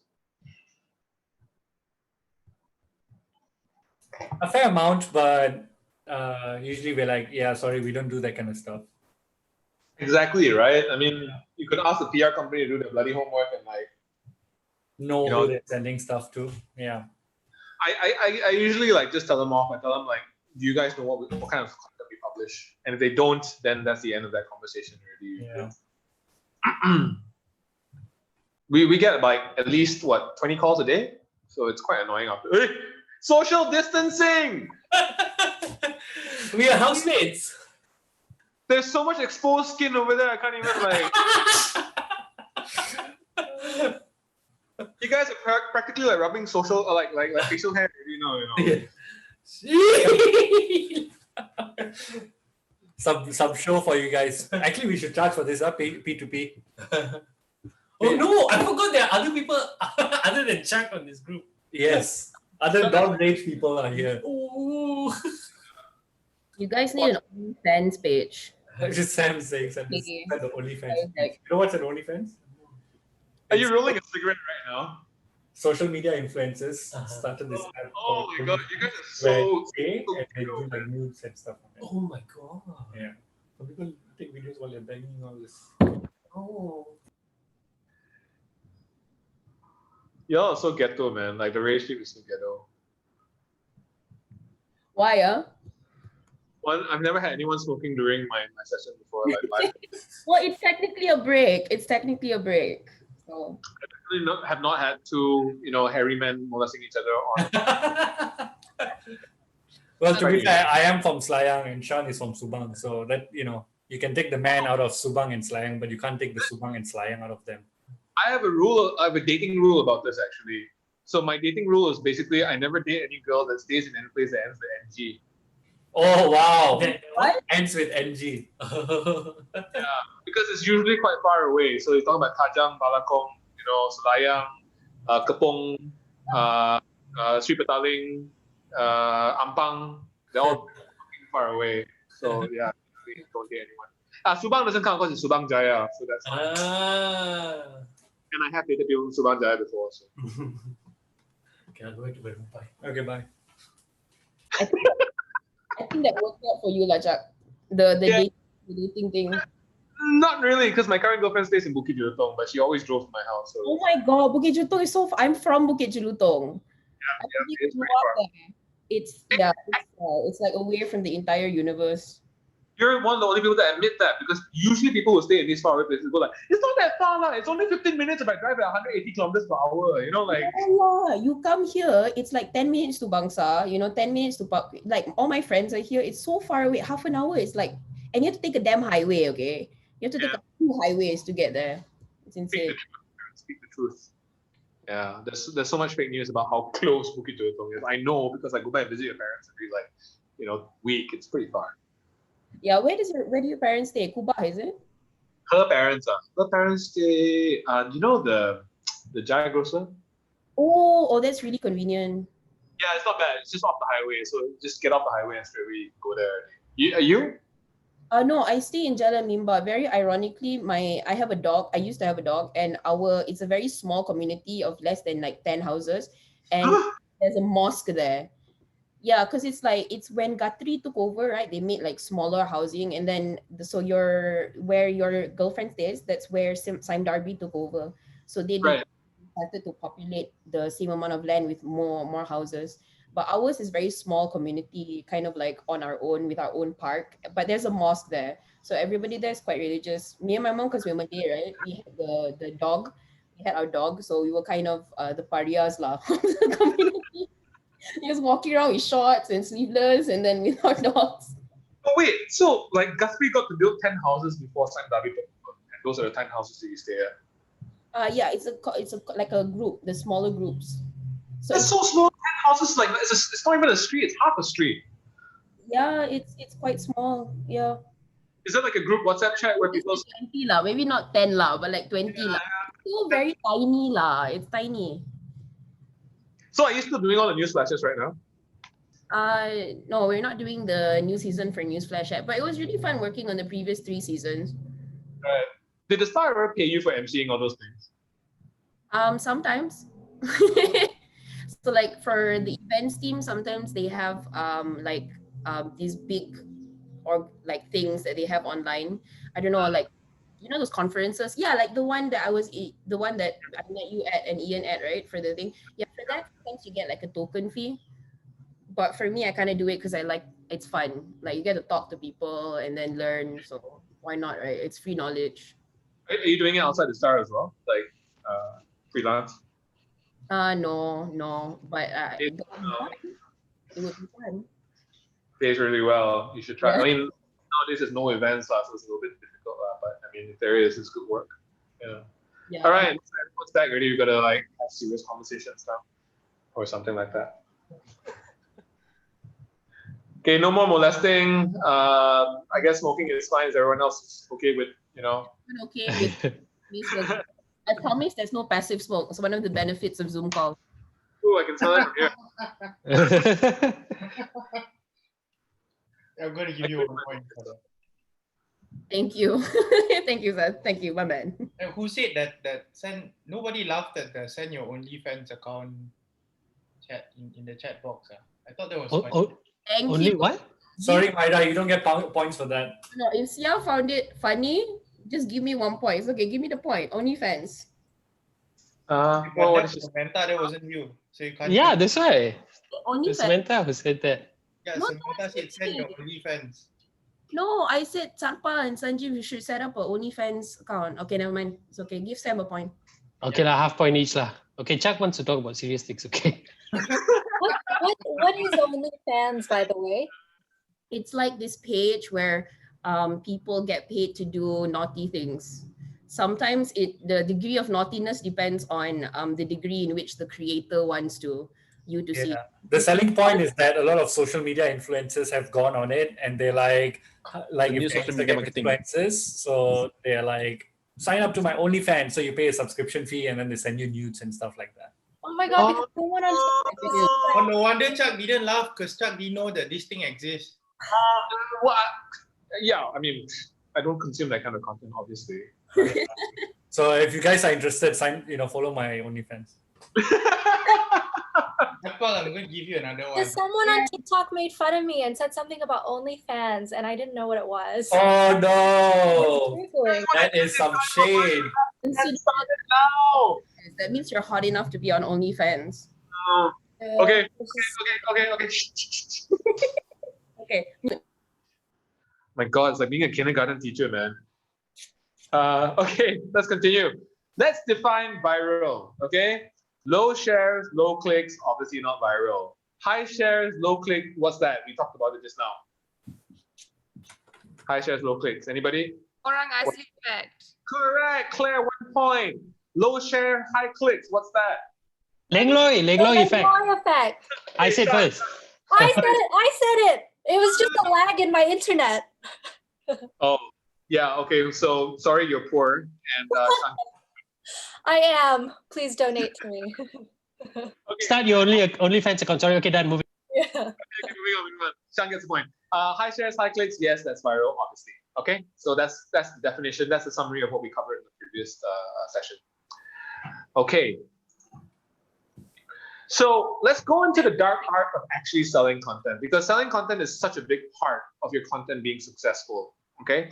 Tomorrow on Wednesday we're gonna talk about how to make the content engaging. But for now, let's talk about how to get the content into people's eyeballs in the first place. Okay. Now I want to show you two things here. Use the raise hand function. Actually, no, use the annotate function. Chonteng on which image you think had a better response. Okay. So everyone access your annotate function, get ready. So these are basically two images that we use. No, not yet. Chill. I'm sorry, that was an accident. It was a trial. How do I undo? Okay. Yeah, how do I access my annotate function? Yeah, how do we do that? It's in the bar. Yeah. Yep. Okay, y'all can try it first. Yeah, fine. Just clear whatever you're doing. Okay, done. Cool. Okay. Yeah. Ooh. Well. We're having fun. Yeah. Okay. All right. Enough. Okay. So, which of these images had the better response? Okay. So these are two images that we use to sell the same piece of content, and it's about this guy that Ian Fleming used as an influence for James Bond that used to stay in Cameron Highlands. Okay. So this is the first image. No way. The original 007 used to live in Cameron Highlands. And then the second one. No way. The original 007 was a spy living in Cameron Highlands. They're almost the same title. So the title is not what made the difference. It's the featured image. Now, don't think. If you think on the left got a higher view, or on the right got a higher view. Damn. Okay. I get it. Hey, one blur did on the right hand side. Okay, who's the solo out player that chose the right hand side? Or two? That person just hedging his bets. Okay, no. So I want that person to come out now and say, I'm the only one that chose something different from everybody else. Who is it? Who picked on the right hand side? Own it. Come on, own it. Oh, Samantha. Okay, Samantha chose on the right hand side. Okay, so Samantha's right and the rest of you are wrong. Oh no. Yeah. Basically, on the left-hand side got about 7,000 to 8,000 views. On the right-hand side got about 34,000 views. Huge difference. We're talking about 4x, 5x. Now, You sponsored the post on the right, is it? we sponsored both.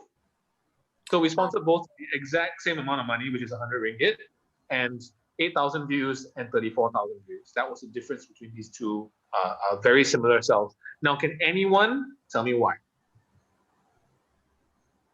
Is it because it's a real person that's... Sorry, who said that? Wait, hold on. Natalie, you said that, is it? Yeah. No, that doesn't sound like your voice. It sounds like Claire's voice. Yeah, Natalie said it and I wrote it, but I think we're saying the same thing, is that the picture on the right, it makes it look like a real story because it's a picture of a real... Correct, Mundo. That is exactly it. So this is a lesson that we learned very early on in Chili Sauce. What is aesthetically pleasing is not necessarily what gets traction on social media. We spent at least 6 hours doing the image on the left and about 15 minutes doing the image on the right. But what was popping was that this is a real thing. It's not a cartoon. It's not fiction. It's someone real who was 007 who was living in Cameron Highlands. So if you're selling a history piece or whatever, it's so important to represent that this is a real thing. You can't get too cartoony about it.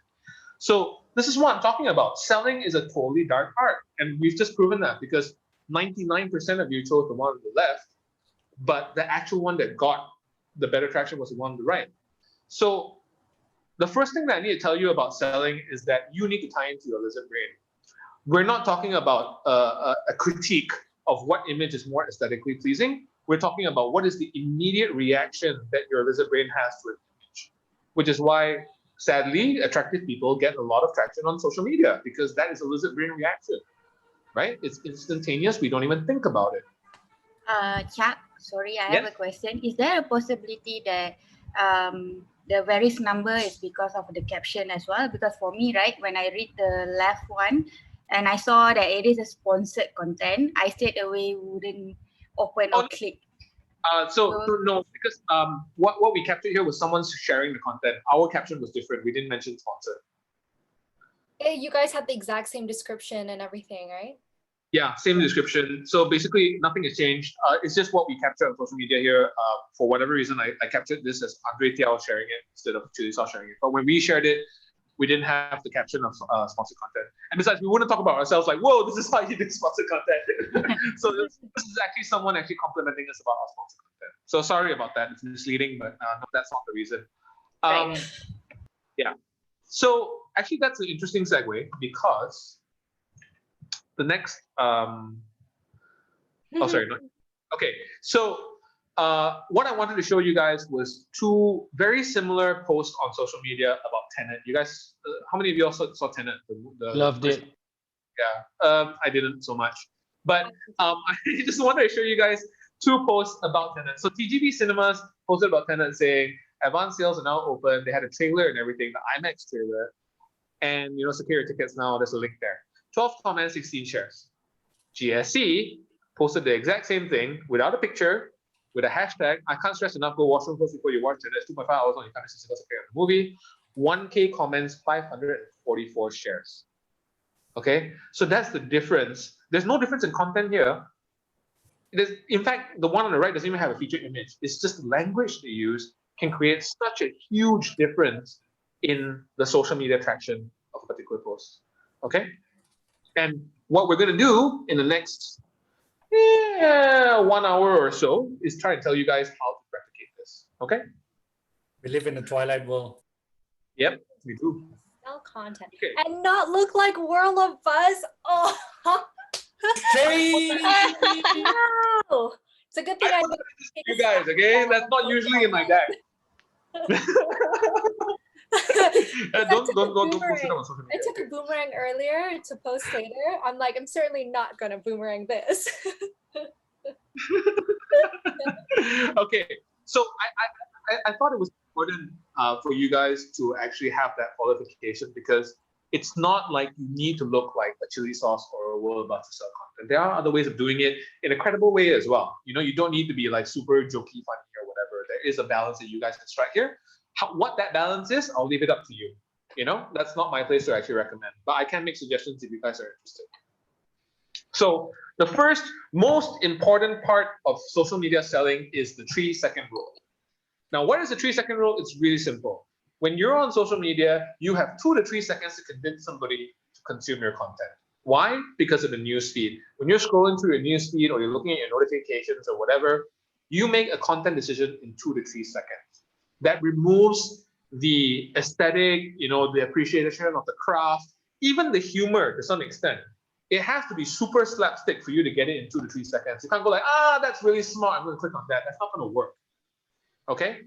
So this is really important to know. You have 2 to 3 seconds to convince somebody to actually consume your content. Never, ever forget that. We always talk about this at Chili Sauce, like, does this pass the 2 to 3 second rule? Can something be consumed in 2 to 3 seconds? So what can you consume in 2 to 3 seconds? So this is the important part. Somebody was asking about descriptions and so on and so forth, status update, okay?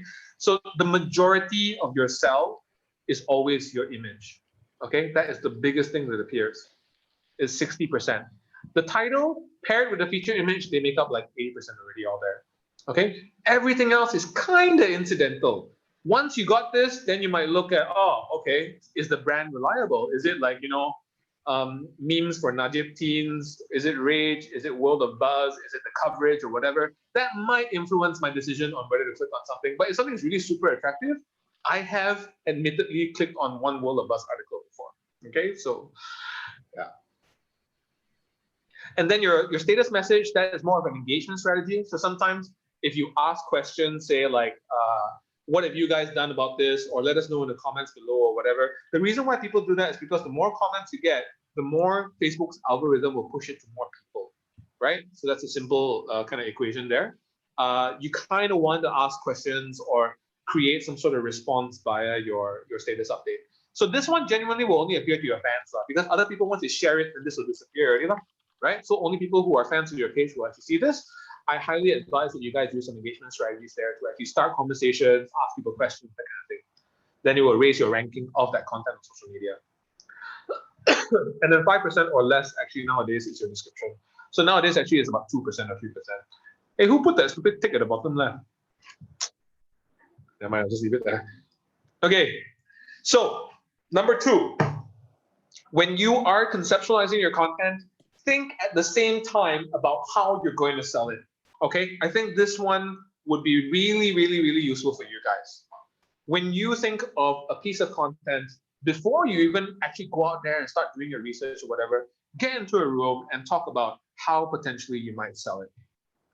Because if you think about the sell, the later you think about the sell, the weaker it will be. Okay? If there is a piece of content, sometimes we talk about issues that are serious as well. And if we feel that there is no way that we can get someone interested in this issue, sadly, we might not even cover it. We try to figure out a way for people to rally around a particular issue. With me. But there's no point in publishing something that you spend so much time on and it's only read by the converted, the people of the NGO that you interviewed or whatever, you're spending so much time on it, and yet you're only appealing to him and maybe his mom and his sister, and that's it. So in my opinion, if you guys want your work to have maximum impact, when you are thinking of a piece of content, start thinking about ways to sell it right from the start. And then when you actually go out and you shoot something or you interview somebody, you need to ask this question, right? Or you need to get this footage to make it interesting to sell it on social media. So if you go out with any of the YouTuber guys or whatever, as they're shooting the video, they will say, I think there's a good feature image here. Let's take a picture. Hold this, take a picture. Look at that, take a picture.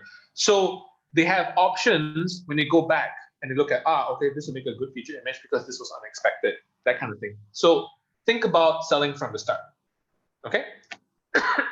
Sorry. Now, this one is a unique utility soft thing that you're not going to learn anywhere else. Okay, 4-pop, also known as clarity. Now, 4-pop is basically, it's quite simple. If you remember the 3-second rule, you only have 3 seconds to get someone's brain to react to your content. In 3 seconds, you can have not more than 4 things pop in your cell. Now, we don't mean specific words. What we mean is concepts. So say, for instance, like just now with the 007 one, right? 2 of you said, it's popping that it's real. That is a pop. Something being real is a pop. Okay? What else do you want to pop? That is local, maybe. I think having local content is very important. So I noticed some of the R.Age cells, they weren't localized, and that is why most likely you got poor traction. Because the majority of your audience knows you for local content. If they can't sense that it's local within 2 or 3 seconds, you're not going to get that traction. Okay? So try, when you think of a cell, try and write down 3 or 4 things. In fact, 3 things is better, but if you need 4 is about the maximum that you can consume in that 3 or 4 seconds, right? What you want to pop. In this case, in the article on the right, we wanted to pop, there's an old castle in Singapore, worth a lot, and he can't sell it. TMJ can't sell it. Actually, TMJ is one of the cells. I've got to put that in. TMJ's old castle. Yeah. So this was the BM cell. It got about 8,000 views, but we feel that it didn't really convey the castle because the castle is not clear. It just looks like a building, right? And it didn't convey that it was in Singapore and he couldn't sell it, except in the cell. Sorry, in the title. So this is the one that we did on the English side. So it has a map there, and it shows that it's overgrown, and there's TMJ there, and we put the amount there, 14 billion. So that popped it a lot more. And the English article, I think, got about 220,000 views or something like that. The BM one got about 25,000, something like that. So significant difference. Of course, different audiences and so on and so forth, but the cell is very, very important. So you can have sizing, you can have contrast. Okay, contrast is also very important. So sometimes like something kind of blends into a picture, or even certain words kind of blend, you know? Like the word issue tends to blend. It's like a non-word. Amazing. The word amazing is anything but on social media because so many things are called amazing nowadays that if you still call something amazing, no one reacts to it, right? So it's a wasted word. You can use something better. use inexplicable or use unexpected. Unexpected is actually a pretty strong word on social media. In fact, there's this company called BuzzSumo, and they analyze social media every year. You should read the report. It's really interesting. So in 2018, I still remember this, the most powerful words on social media were "will make you." Will make you. How does that work? This video will make you think differently about Trump. Okay? This article written by, a monkey will make you think differently about our dystopian future. Will make you cry, will make you excited, will make you disgusted, so on and so forth. You're promising an emotion. So yeah, 4POP is really, really important. Also, never ever forget that 88% of readers or viewers are on mobiles. Okay, so this is something that is very counterintuitive because we work on our content. We build our content on the desktop. We build our featured images on the desktop, but we actually don't I don't know whether you guys do this, but we try to do this whenever we remember. We shrink it down to see what it will look like in a mobile browser. Because chances are something that looks good on your desktop, if you shrunk down to about this size and you got 2 or 3 seconds, is really not that attractive anymore. Okay, so make sure you think about those kind of things as you're developing yourself. Okay, so if there's confusion, the cell fails. So show it to somebody else and ask them to guess what's popping. And if you can't get it, it fails because you have 3 seconds. It's not a lot of time. Don't overclutter, don't over text. Facebook does not like text and images. It tells you that it doesn't penalize you, but it still does. Okay? Different parts of Facebook will tell you different things. Like in our ad engine, it says we no longer penalize for text, but in their support channel, they actually say images with text get less traction. So I would advise you guys to keep the text in images low, or make sure that it's text that Facebook can't recognize, like our menu text or whatever. If you guys are using solid fonts, chances are it might be compromising your overall traction on social media. Okay? And once everything is done, look at it on the mobile phone. Can I see it? Does it pop? Does it come out? Can I tell that that is a orangutan head? Can I tell that's a pangolin? Can I tell that that is someone hiding underneath a barrel or whatever? If I can't tell, it failed because you're confusing people, right? 3 seconds, lizard brain reaction. 4POP is probably one of the most important things that you will learn. Okay, so I kind of wanted to go into a few images and try and ask you guys what are we popping in these? Okay, to kind of get your brains aligned with this. What's popping here? Anybody? MPH. Yes, correct. MPH. So MPH immediately tells you it's a bookstore. What else? Empty shelves. Empty shelves, yes. So MPH, empty shelves, that's essentially all we need to do already. And then ranking of 6. That's probably the other thing that pops up, and you're done. Your cell is done already. Okay, what about this one?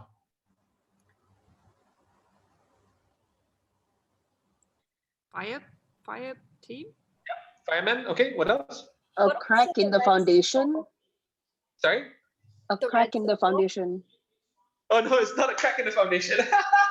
What is that? It's a snake. It's a snake. Ah, okay. Oh. So we kind of failed there, but basically it doesn't matter because a red circle indicates emergency or danger generally. Yeah, so we can actually use that.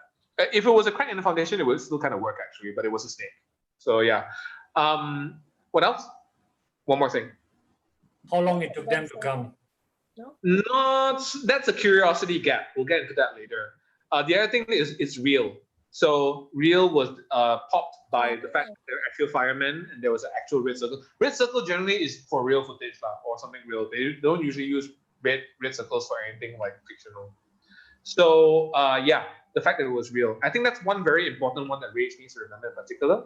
When you put something up, make sure it's clear that it's real. Okay? I like that you use the word kecemasan instead of emergency because it is Localizing. a trigger word lah. Yeah, localizing and triggering lah. Yeah. Okay, what about this? The Malaysia's own self-driving car, the title. Yeah, that's the pop right there. Malaysia, self-driving car. So the contrast of those two things is what we needed to pop. Essentially, that was it already. Because can Malaysia actually develop a self-driving car? That's the emotion. Very simple pop. Did very well this video. Okay, this one. Actually, I want to ask what's not popping in this because this actually didn't do very well. Can someone guess why? can't really tell how big or small the snail is. I don't know. Because It's kind of- snails are gross. So since when does growth like turn people off social media watching a video? No, Like Morbid curiosity. yeah, morbid curiosity. Exactly. I don't think that's a reason. For me, it looks very gully, so I don't want to look at it. Fair enough. Some people are like that, I assume. Yeah, you know, like the whole trypophobia thing. Yeah, it's like when you see the little pepto. So the what color of the shell. Yeah, something along those lines. It basically didn't look real. It looked Photoshop, and that was we didn't get as much traction as we should have because this is actually a real thing. And they highlighted the snail because the snail was kind of invisible, but in the process of highlighting the snail, they made it look Photoshop. So these are mistakes that we make to this day. It looks like it's on sashimi. Is that a Yeah, leaf? yes. I actually thought it was like a snail sushi or something. Yeah. Okay. What about this one? What's popping? I like the title. The word ministers, how it's about. Yep. Correct. What else? Red circle again. Also about like Yep. The word defend. The word defend not so much. Defend is just like branding lah. But I guess it could be a minor point. It's like COVID related, so you. Yes, it's COVID related. I think the word virus automatically activates the COVID link nowadays already lah. So action against COVID, that was what was popping, and minister. So it's like privileged, they have it but we don't kind of feeling. So, as you can see here, selling is a real dark art. You guys really got to just practice and practice and practice and practice, and eventually you get good at it. I'm just going to give you some very baseline theories here, but to be honest with you, this is a learning process. It really is a learning process, and that's why you all need access to your stats, so that you know when something sells well, when something doesn't. Okay? So be efficient. This is a big part of it as well. So how do you combine a few elements into one? Okay, like just now, Shan pointed out about the kecemasan, which indicates emergency and also indicates localized because it's a local word, right? So you can actually use, okay, so say for instance, this image of Henry Golding is basically the same thing repeated 3 times, Malaysian, Malaysian, Malaysian. Okay, so it's like saying like everything here is Malaysian, but why are we giving 30% rebate to depict Malaysia as Singapore? So it's here. Sorry. So this is an example of efficiency in a featured image, right? So can you combine 2 elements together? So say for instance, here it says 10 billion and RM. So 10 billion RM, what does that convey? It conveys scale because it's 10 billion dollars, a lot of money, and it also conveys localization because it's RM, right? So can you use like this smaller word, pop 2 things instead of 1? Because even in like videos, right, your video gets even more precious about text. When you put a text in the video, you can only put like what, 8 words, maximum 7 words or thereabouts. So you need to be really, really efficient. Okay, can you use a shorter word or phrase? Instead of Malaysia, can you use PJ? Can you use KL? Because those are much, much shorter words that will convey pretty much the same thing, if not even better. Polarizing shitstorm, polarizing comments, can you call it FB shitstorm or whatever, or poop storm? So use shorter phrases, use shorter words. My writers are on character counts online every day to try and get it down to 85 characters or less per article or per video. Okay, so this is something efficiency that you guys need to learn. It's trial and error. You guys will get better as you go along. I guarantee that. Okay, don't be vague. So as I mentioned just now, don't try and cast the net too wide. It's like what we talked about just now. Like, what's the meaning of life? Talk about anything. It's just too much. Instead, try and latch on to a single detail within yourself. So don't say, what's the problem with animal conservation in Malaysia? It's too big. Just say rhinos. There's only 1 rhino left in Malaysia. Here's how to fix that. Or something like that. Get it down to a specific detail. Okay. This was one of the worst sells.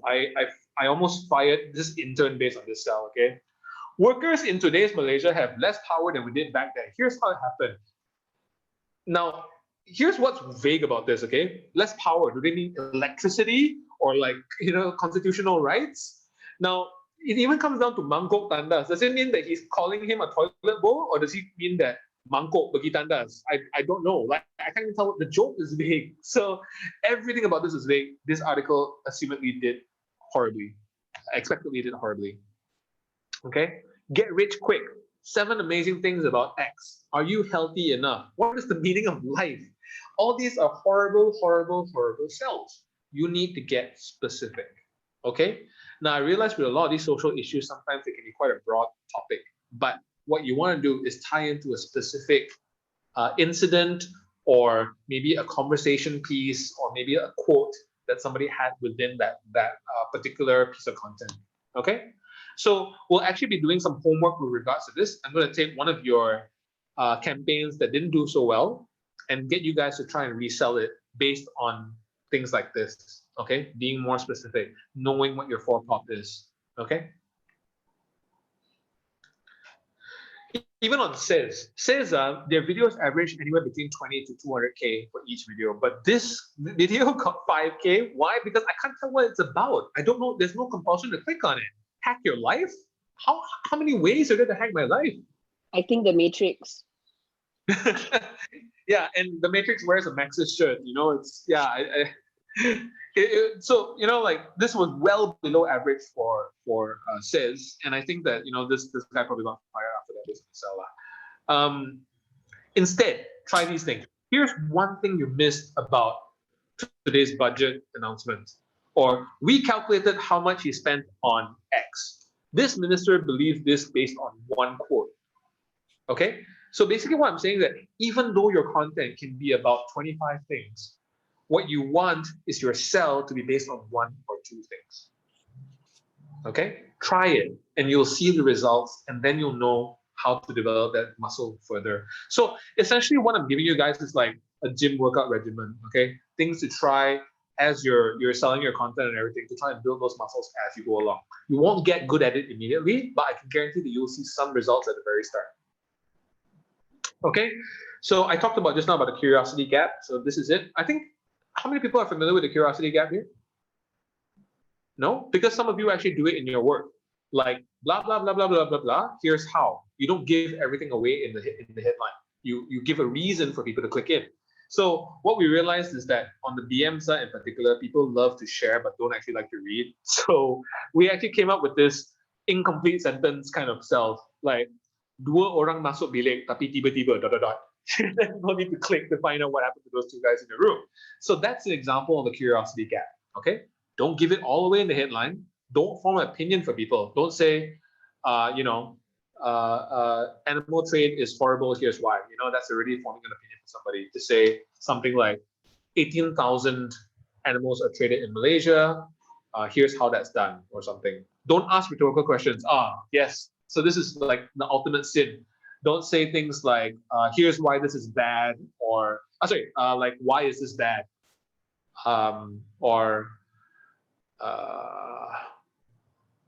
Yeah, why is this bad? I think that's the only one I can think of. My writers actually ask rhetorical questions constantly. It's like a rhetorical question is basically a question that you don't need an answer for. You know, that you're not expecting an answer for. So don't use those in your headlines, because they automatically result in a poor curiosity gap, which will result in poor traction. Okay. Also, there's this company called Upworthy in the early days where they actually published a guide about how to go viral. This guide was actually very instrumental to chili sauce in getting our initial traction. One of the tips that they recommended, which I agree with, was writing multiple headlines for every story. So generally, like, if a first sell fails for some of the writers here, we'll get them to write 5 more potential titles or headlines that might work. And then now on Facebook, you can do A/B testing and so on and so forth. So you can actually analyze which one does better and worse. Okay. Now I know this sounds like a lot of work, but essentially, you don't want to spend 3 months working on a video and then spend 5 minutes on how to sell it. You want to kind of balance that equation up a little bit, because there's no point spending that much time on a video and it not getting traction simply because you didn't spend enough time trying to sell it. You want to spend more time trying to sell your videos, multiple sales, so on and so forth, because you spent so much effort trying to build it in the first place, right? You need to make every bullet count. In that way, that's where I always see the similarity between Chili Sauce and Rage, because we publish a lot less than other people. We don't have 200 bullets a day. We have 1 bullet or 2. We better make sure they hit their mark. Okay? So let me demonstrate a curiosity gap here. Najid does something bad again. No one's going to click on that because Najid does bad things all the time, right? Too specific. Najib posted a picture of himself working out on Facebook carrying only 5 kilogram weights. Like, what's the point? You already gave me everything already. I don't need to click on your article anymore. So how do you make someone click? Najib posted a gym picture on Facebook. Guess how much he was lifting? That is the curiosity gap. Okay? Okay, so in video, the version of the curiosity gap is what we call the crucial first 5 seconds. So in a video, within the first 5 seconds, you need to engage somebody, right? Your image can be photoshopped from this to this. That is a solution that you're offering somebody the immediate benefit from watching the rest of this video. A surprise. For instance, did you know that proton cars are in North Korea? Whoa, I didn't know that. Okay, let me watch the rest of the video to find out where the surprise is, right? A story. This girl was hit in a motorcycle accident, and the first thought in her mind when she was bleeding to death is, how am I going to pay for this? That was a lead-in to a sponsored content from an insurance company, right? So you engage with something. The weakest one to me that a lot of people do use is the lull, like your presenters, like, you know, falling off a chair or somebody making a mistake or whatever. That's okay. It's not bad. But I would say the first three are strongly: solution, surprise, or story. Okay. So the first 5 seconds, why is this important on video now? Because of autoplay. You guys should know this, right? Facebook autoplays videos. And from one video, you go on to the next video and you make a decision within 3 to 5 seconds whether or not to watch it. Any questions? Okay, let's go on. Okay, stand out. So this is an important one as well. Don't use the same images that everyone else is using. You know, most common one of this was like, you know, black and blue or gold and white dress and whatever. Not everyone was using the same image. If you use the same image there as well, there's a chance that people are going to go like, I read this before or I saw this before. If people think that, you've lost them. I've read this before or I saw this before. Okay, so you need to make sure that whatever you're using, say for instance, Newsflash or whatever, you're going to use images that are on social media or whatever. You need to make sure that something sets it apart. Could that be the presenter in front? Yes. So the presenter in front would say, this is from R.Age, this is our regular presenter presenting you a Newsflash, and this is the image. That stands out. But what if you could find a different image? So say for instance, there was a budget announcement and you found, I remember doing one of the things we found, like during a parliamentary conference, there was a picture of Lim Guan Eng coming out and he had a bandage around his hand. So we focused on the bandage and we sold that. And no one else had noticed the bandage, so we got traction because of the bandage on his hand. That's an example of standing out. Okay. So in this case, like basically this was the original picture that we used for this Perhiltan killing more than 2,000 turtles. And everyone was using this image. We got very poor results out of it. So what we did was to change the image on the right to just a turtle looking like he's going to bite a finger. Not related directly to this, but it kind of gets people thinking, oh my God, maybe that's why they killed the turtles. So we created an emotion and thus the article got better traction. Okay. Yeah, so we also do a lot of photoshopping. That can be for like fun topics like this, where we calculated how much Jolo has spent since 2009. We actually calculated that. We went to DOJ, we went to all the amounts of money that he spent according to their documentation, and we added it all up. It was fun. Yeah, and a lot of times, right, you get to ask around the office to say like, hey, do you guys know about this, right? Like, you think that the whole world knows about Samantha Katie. I had no idea who the hell Samantha Katie was until like after someone told me. Yeah, like you need to get a feel of the audience that you're going for. And sometimes it might not be the people that you work with, because the people that you work with are all very similar. So sometimes like what we would do is we had a company sharing office with us. We would ask them because we know that they're probably closer to our audience than we are. Yeah. Okay. Okay, so when you're Googling for pictures, I don't know how often you guys do this, but we do it fairly often. We Google for pictures sometimes. Don't just search, you know, Mahathir or, you know, Anwar. Search for Anwar hands up or Anwar funny or Anwar whatever. You're going to get different results. And most likely you're going to get something a little bit more unique than what other people are posting about this particular person. Because everyone's using the same search engine, they're probably getting the same results. Okay.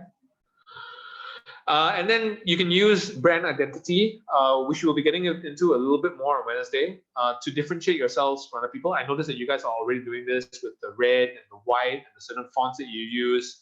So yes, that is a way of building up loyalty based on what people are already consuming. So if they're already consuming your content and liking it, they can immediately identify that this is content from the same person that they're probably also going to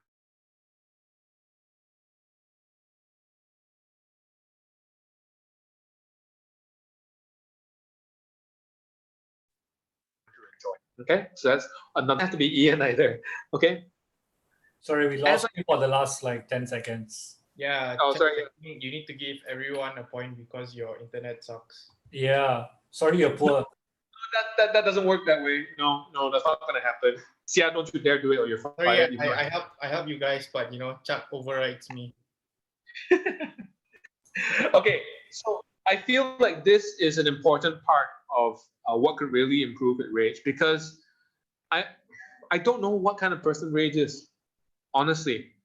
I don't get that sense of like who I'm talking to. So as I mentioned earlier, in a house party, people want to talk to a person, not a company. Okay? And real people have real personalities. So what is the personality of your company, your brand? For the people here from Ideas, also the same thing. What is Ideas? What kind of person is Ideas? And you want to kind of define it into something tangible, not like, oh, he's funny and he's happy and he's whatever. No, you want to make it into a real person that you can actually imagine in front of you. Okay? If your brand doesn't define its personality, it won't have any. That's a simple equation, because everyone will try and stick to something that they're not sure about, and thus they will all have very safe representations of your brand. Okay? Maxis. Let's take an example here. What is Maxis? Can anyone describe Maxis as a person?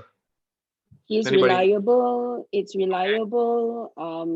It caters to families. They have diversified products. Wait. Let me stop you there. You're describing a brand. Describe a person. What kind of person is Maxis?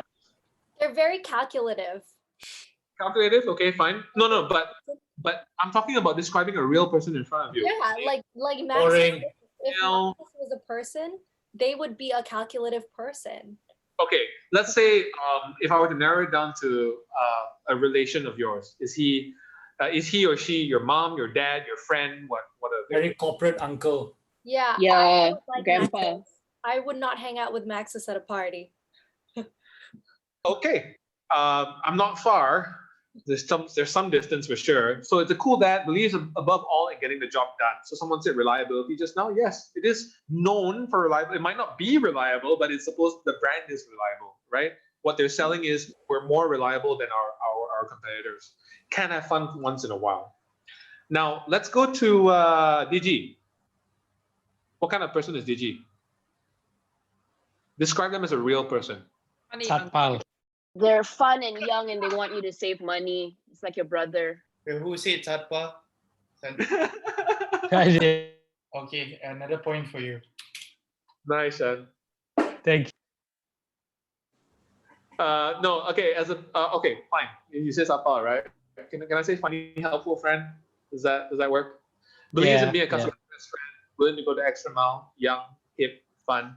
Now, the curious thing is I actually did this with my tailors training last week, and they came up with all sorts of bitchy ass definitions of what tailors is, man. It's like, student wearing a YSL bag, talking on a handphone constantly and stuff like that. It's such a bad image, tailors. So I'm hoping that you guys can have a better image of Rage, which I want to help you guys to define after this. Now let's look at Celcom. Who is Celcom? Just a really boring person. Politician. That's not bad, actually. So I defined it as foreign people who probably never made a call on Celcom before, because they use they use Usain Bolt, they use Maria Sharapova. They've never used Celcom before. How would they know to endorse whether or not they're a good, or bad telco? And you're right, it's kind of politician because they just pander to whoever. So yeah, I agree with you. Celcom has no personality. Now, 2 times, and then 2 minutes. Oops. Take 2 minutes. Yeah, take 2 minutes, okay, now, to write what kind of person you think Rage is. E.g., Rage is a long-haired male Greek god who doesn't go to Starbucks. Okay, now send them all to chak@jsauce.my after 2 minutes. Okay, so Very, very quick exercise. Try not to think too much about it. Give me your definitions, and I'll read them out loud after this. Okay? 2 minutes. Let's do it. Any questions on this exercise? Do we email it? Yep, email it. Chak actually solved that one. Is it cool if we just send it to you on personal chat instead? Yeah, can we send it on a personal chat? Yeah, okay. On Yeah, that personal works. Zoom chat. Yeah, okay, so everyone just send it in the chat then, that's fine. But the reason why I didn't want to do that is because everyone would see everybody else's answers and be influenced. There's So a way that, to Personal. Yeah, like one-on-one. I can make it private. Yeah. yeah, okay, yeah, just PM me then, that's fine.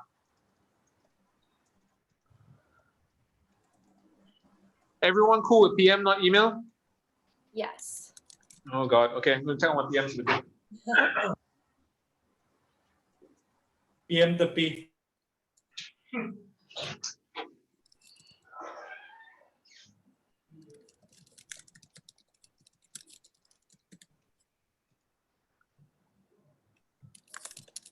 Myra, maybe mute your keyboard. Oh fuck. Oh fuck.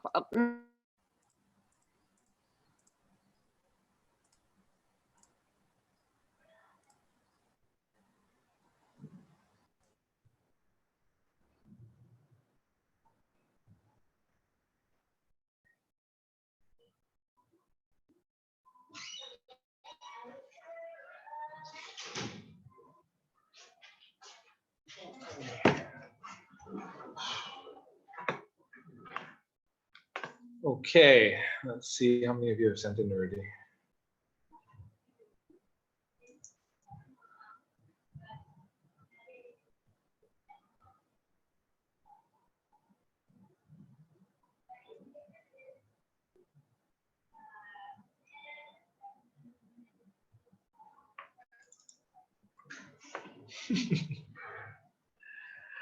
Shan, change yours to an actual person. You just use 2 descriptions.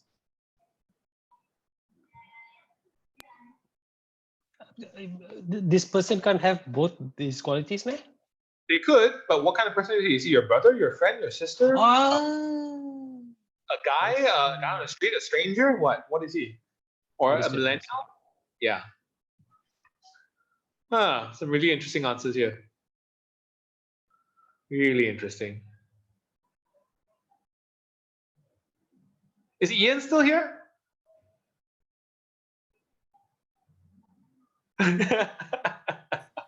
No, he is. Oh, he is. Oh, he is. Okay, Ian, I definitely want you to answer this one.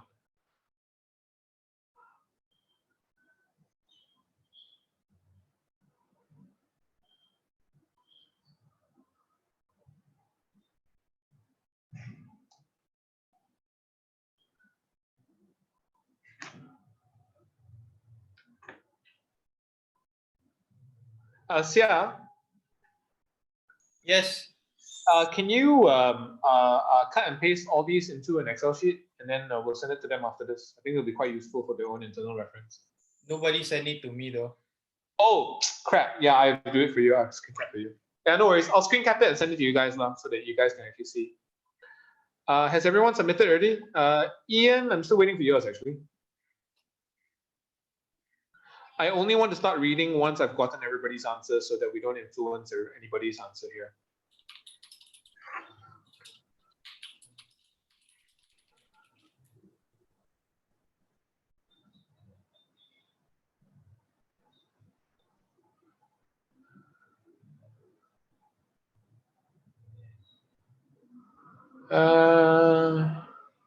I think most people have sent already. Ian's still waiting for your answer. There we go. All right, I'm going to start reading. Okay, Zinc also sent already. All right, this is going to be quite entertaining for you guys. First person to send was not Shan because his was incomplete. Sapao. R.Age is an older, empathetic uncle that is always talking about victimized people and wants to make you aware of things. Oh God. It's quite interesting because Sapao, you were the only one that actually said R.Age was an older person. How old are you? 28. You're 28. Wow, so R.Age is older than 28. Like what? 40. Mid-30s. Mid-30s, you consider uncle already. Nice, because I'm 41. Thanks. Okay. I mean, I'm an uncle, so, you know. Okay. Let's see. Natalie, a young person who wants to use their privilege to shed light on injustices. That's, wow, there's a lot to unpack there. Young person use their privilege to shed light on injustices. What do you guys think of that? Do you guys agree?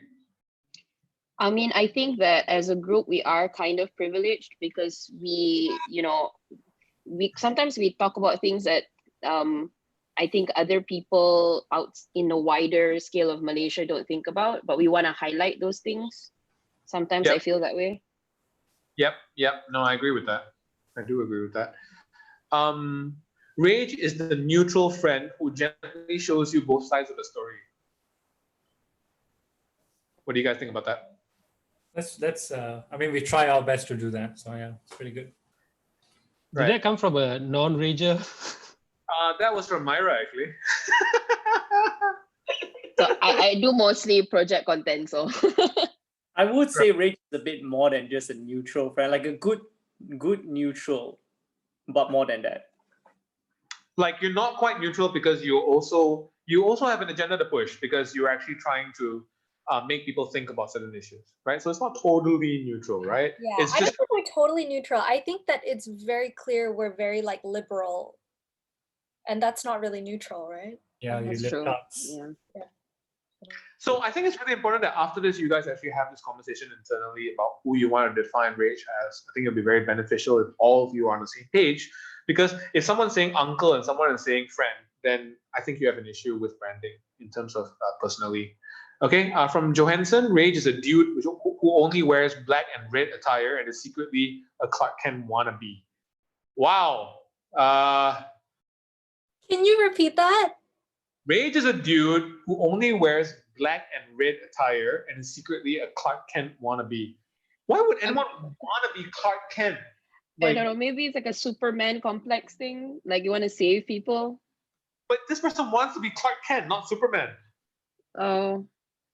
Maybe Clark Kent doesn't take any credit, what?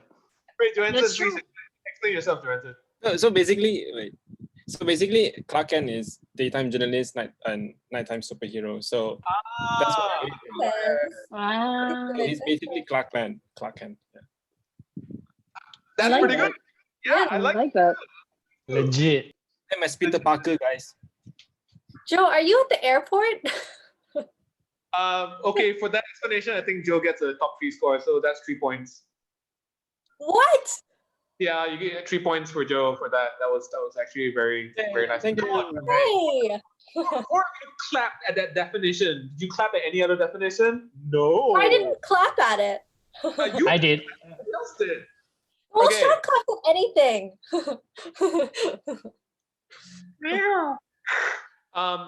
Leanne, knowledgeable, definitely a serious person. Do you guys agree with the serious? I think more serious now than we were before, because of the topics that we're doing. So it's the topics that have driven you guys to forcefully be serious on that thing. Now, here's the thing. If I were to try and help you guys to define a personality for Rage, I would say serious is optional. I don't think that you need to be serious for everything. So we have this kind of illustration of like a Jenga tower, and we say that controversial is at the top. The more controversial you are, the more serious you have to be. The less controversial you are, the less serious you need to be. Now, why do you want to open up that non-serious kind of channel? Is because that is a channel where you can actually develop a little bit of sponsored content as well. So it's very difficult to do sponsored content that's all serious. It's possible, but it's very, very difficult. So I would try and introduce some level of personality on the less serious topics that you guys cover. And then hopefully that can be kind of moved into sponsored content. So nobody wants to hang out with someone at a party that's always serious. You know? You kind of want to like, okay, you know, if you can tell even 1 or 2 dry jokes here and there or whatever, that kind of lightens it immediately. So I would challenge you guys that if you guys are defining a personality for who you are, try to introduce some lighter elements into it to see where it goes. Okay, Joshua, the cool student that goes to private school and has all the expensive gadgets but still a good friend. Okay lah. So this is quite similar. Is that a bit of shade? No, I like that I think one. it relates to the privilege part, but yeah. Guys, Okay. it's coming from the people who work next to you all every day. You're talking about the Taylor's valedictorian who goes to like orphanages on weekends, lah. No, but I think more. No, I think more than that. This is the person you can't really say oh you're a rich kid per se, but then they do have that privilege. So they have all this equipment and they do have more liberties compared to, let's say, like the Star TV in what we're doing. Hey, we don't have a studio, okay? Don't get us started. All the Why sense a tinge of jealousy in there? Like That's fair. That's fair. Yeah, That's It's fair. good.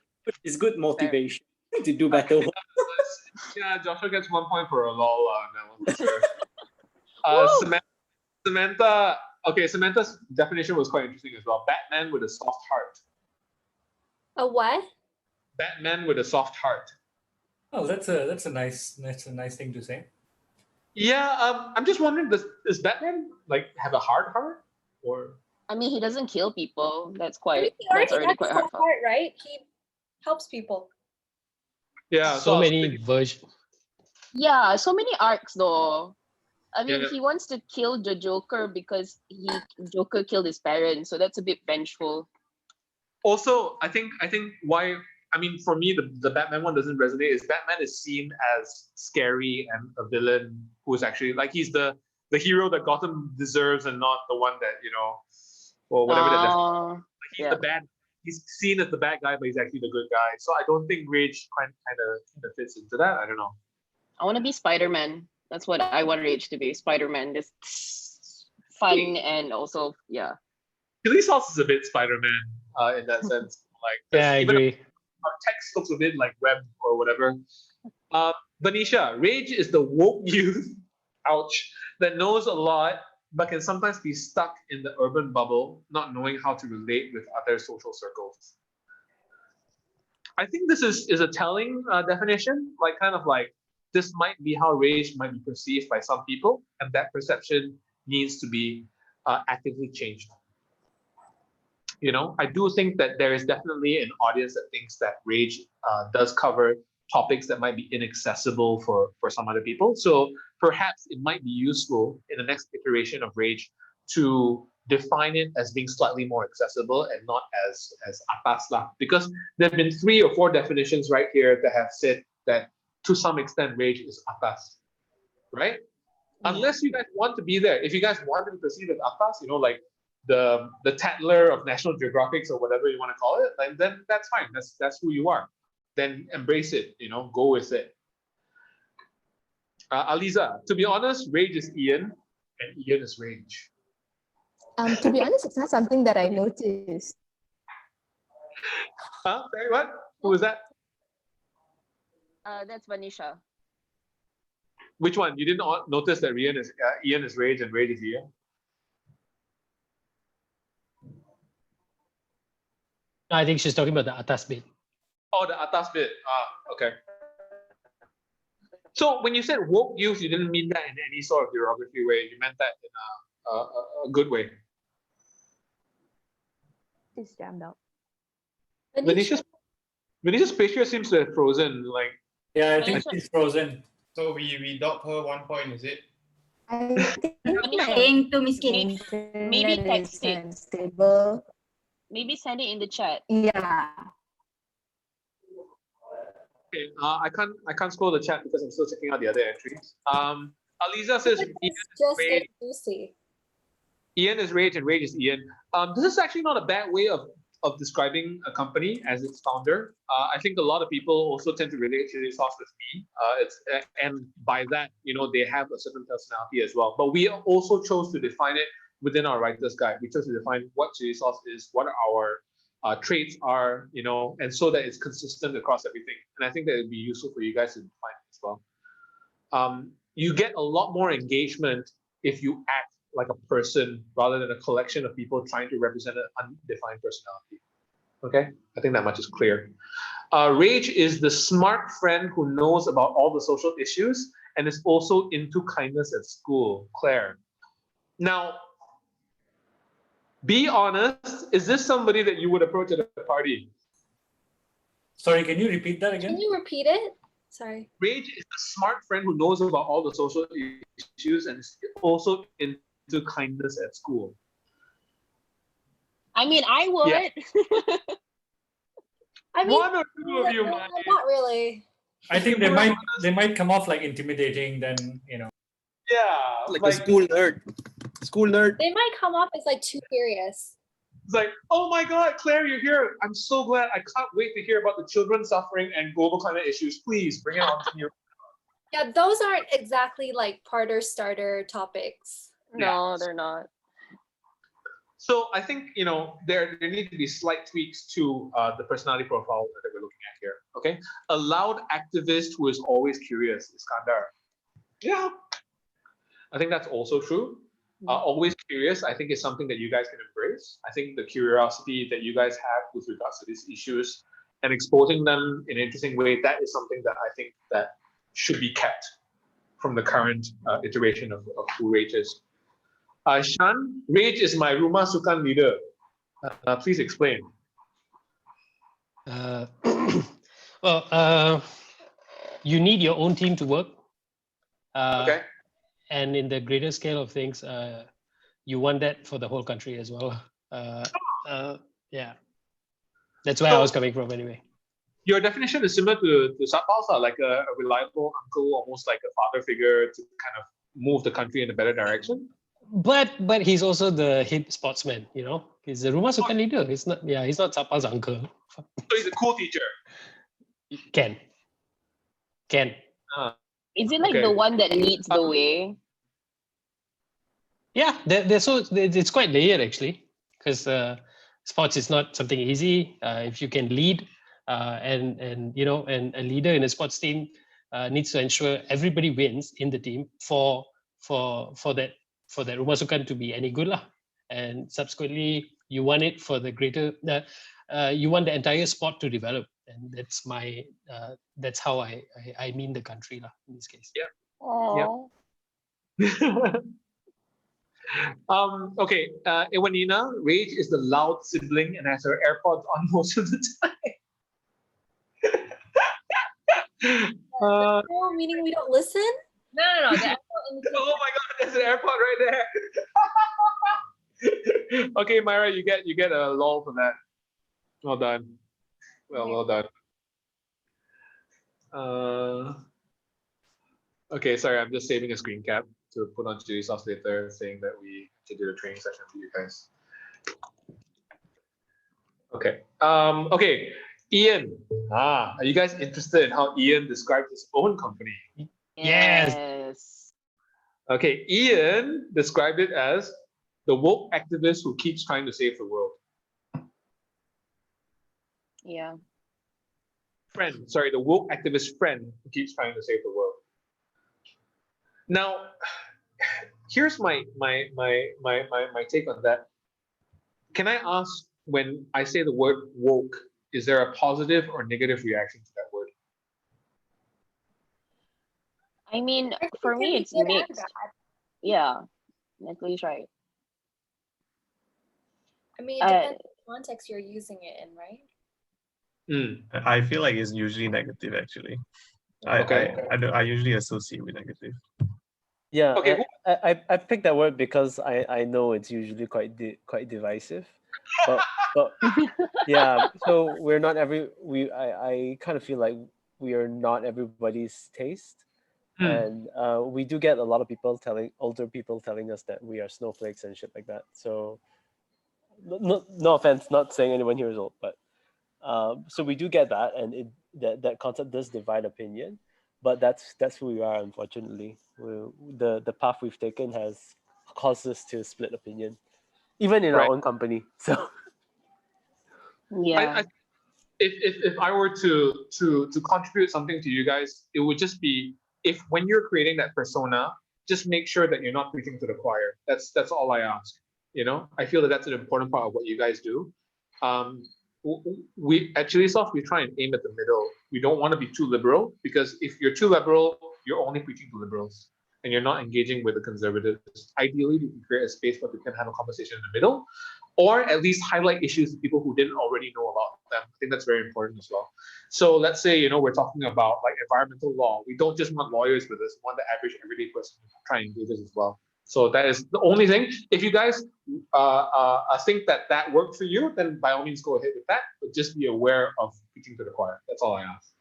I guess we approach topics that people sometimes are not comfortable talking about, like sexual education or, you know, the monarchy and stuff like this. People are not comfortable talking about it, but we want to create content about it.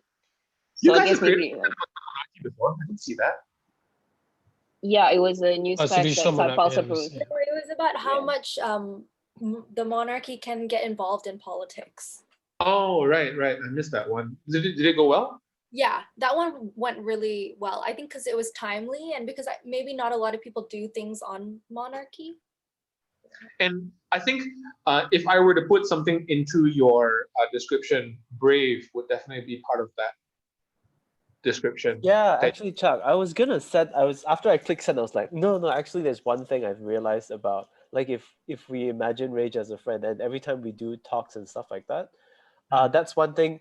The daringness of what we do. That's something that people try to live vicariously through, and I think that's what gets us invited to parties sometimes. You know, following the analogy, sometimes people are like, "We want to hear from you because we want to hear the stories of how you guys did this and did that." So yeah, I think that should be part of the identity as well, as far as it's safe and reasonable.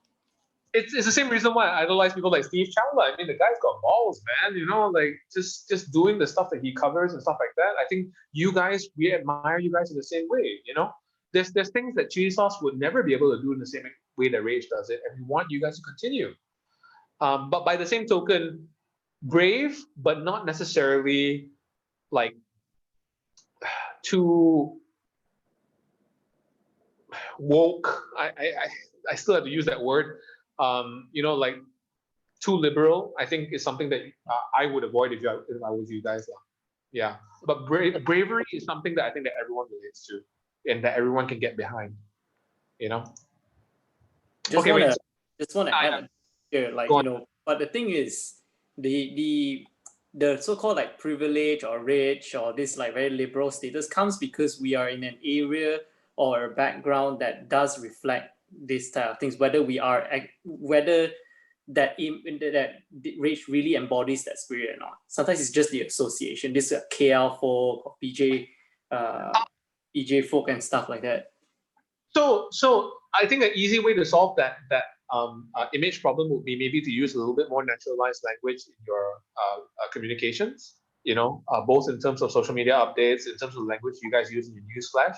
Just a little bit more every day. It doesn't have to force the laughs or force the Malaysianness or whatever, but just a little bit less formal and uppity might actually appeal to more people, which is, you know, effectively what you guys want to do. You're not dumbing down the content, you're just making the language a little bit more accessible.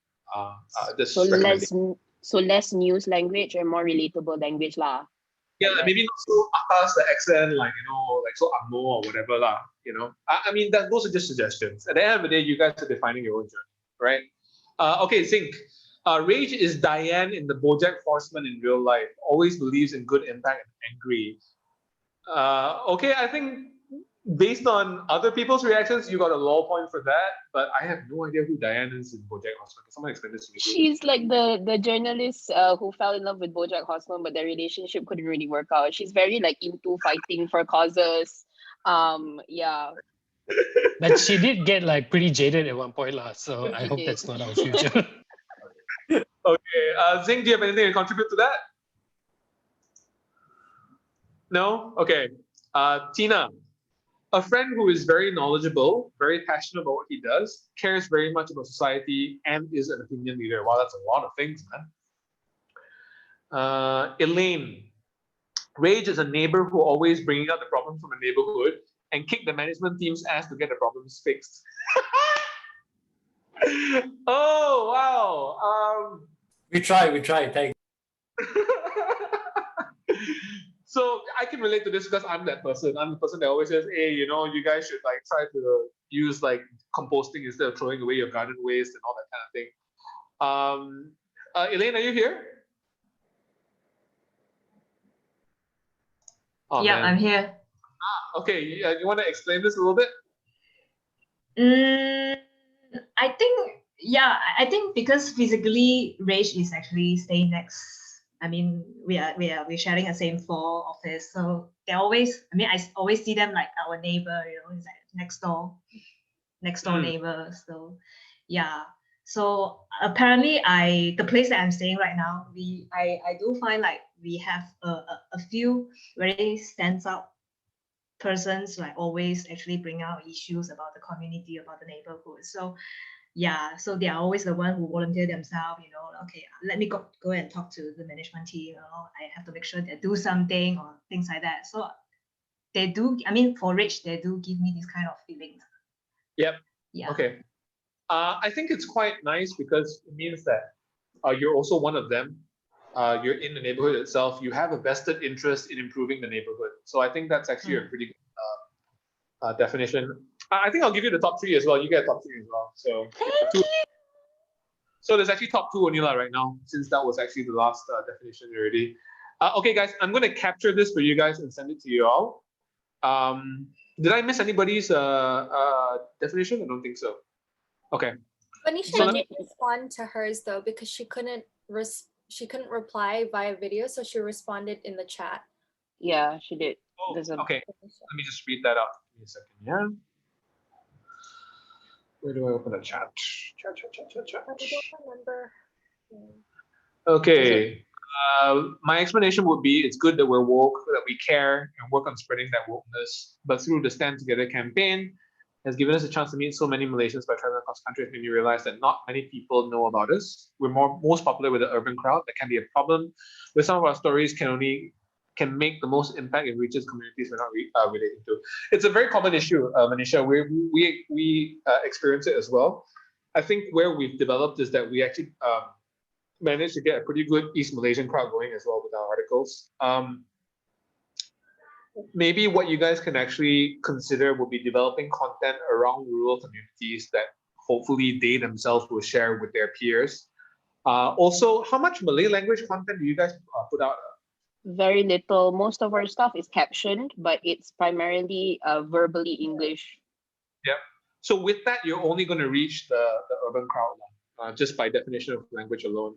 I don't think Malays would actually like to read subtitled stuff. They would prefer stuff in their native language. So like what we did when we started Sauce Chili is basically just start a Malay team. That's another way of engaging with them, making sure that a lot of the content, so between Chili Sauce and Sauce Chili, they're not just translating all our work. They have their own editorial. We have our own editorial, and we basically share stories. So we have equal footing in terms of generating work from the ground up. Whereas like if you guys take an only English approach, then understandably the Malay audiences will be slightly alienated when they come to us, you know, consuming your content. Okay. Our BM team is basically just Aliza. Yeah, it's basically Aliza and some of us with our limited bahasa who try to make things work. So it's not the best, but we're trying. I think ideally we should have more people who can curate BM content besides Aliza, of course. Yeah, so maybe it's something to think about moving forward. Okay, so we have about 15 minutes. Let me just run through everything else that we have here. I think we can end just about on time. So it's not only make your brand a person, it's also make your audience a person, or make it several people. The people that you think that you're reaching the content to on Facebook. So is it someone who's millennial, who's, you know, lives in Bangsar or whatever, or is it like, you know, a boy kicking a soccer ball in the kampung, you know? Try and define them as well. And you can have one on one for this one. You can have 3 or 4 different people that you guys want to approach. And then once you imagine that person as somebody real, then you can actually cater the content to that to those people. Host a house party for them. So say for instance, your what you want to appeal to is above average income households and their kids in Taylor. So go to Taylor's, have a house party for them. You know, start, continue, get them to define what they like, and then you know how to actually best approach them. Or you want to do it in a kampong and find out what appeals to them, then you can actually learn how to approach them as well. Okay? Fit in. So talk like you're actually talking to someone and don't be too orang putih lah. So this is something that we've seen countless times work even for big nameless corporations, like people like Nando's have been doing it for years. People like GSC just started this year and it's showing so much success. If something as like boring as a cinema, right, can actually come out with that level of personality. Look, this is the mask that I wear nowadays most of the time. Okay, and for those who don't know, this is one of the most amazing social media campaigns I've seen. GSC actually sold thousands of these masks, T-shirts, tote bags, based on what their admin posted on social media. So it's a really, really powerful tool. I would advise you guys not to be too tied to formal language. I know that there is a certain, credibility kind of gap that you're trying to manage here, but maybe find ways to have a balance of where you can actually have a little bit of lighthearted fun and also maintain your seriousness as a journalist. Like I said, someone who's serious all the time is someone very difficult to talk to at a house party. Okay, just keep that in mind. So like Trevor Noah. Trevor Noah is one extreme, I would say. But, maybe you can have a few personalities within your company. You can have one channel that is straight up news. You can have another channel that's a little bit more fun, perhaps.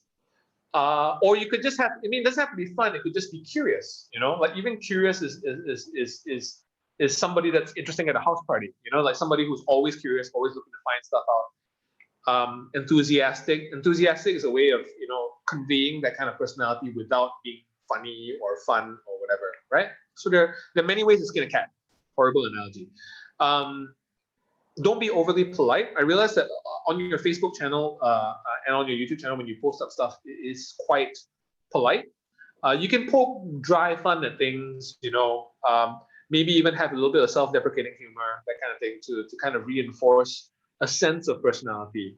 Because I think what's clear to me from all the definitions that came out just now is that there isn't one overarching positive definition of Rage's personality. And if you guys establish that, all of you can walk forward together with that personality. Okay?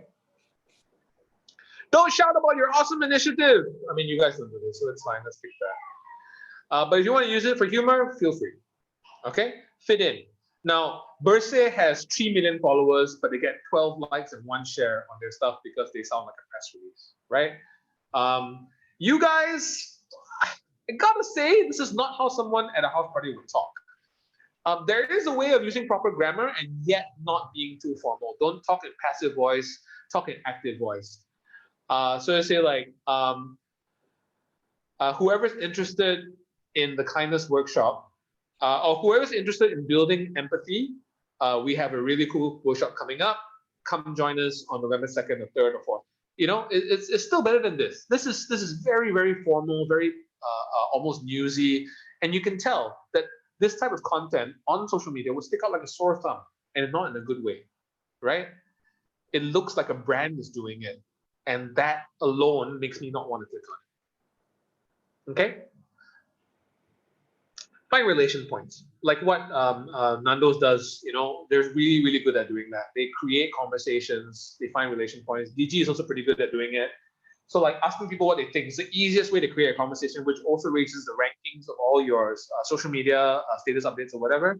Hey, it's World Nutella Day. What do you like about it? Or it's Media Freedom Day. Share with us a story about how media freedom is better now than it was 20 years ago. Whatever, right? Promise value. So a lot of the times, like the value in your stories is you need to care about this. But what if caring about this directly impacts somebody? We wrote recently about donating to Cancer Research Malaysia because we basically said they're doing such good work that you might not need chemo someday, right? That's a direct benefit promised to someone, rather than care about this because it's important. It's very vague. Why is it important to care about this? Might be the value that you guys are looking for. Okay? Can it prevent something bad from happening? Like sharing this video so we don't have to go through another water cut. Okay? Can it earn me prestige or love or convenience? I don't think those are within your category, but maybe. Save time learning something. So you guys already do this, like a 5-minute guide to our budget 2021, so on and so forth. That is also value. Saving time to learn something complicated is also value. Okay, so try and practice this rather than depending on someone's innate need to help out a social cause. That might apply to some people, but not everybody. Okay, so if there is a better sell in which you can get 4 times attraction or 5 times attraction on a social issue that you care about, that's worth exploring. Okay, now last one.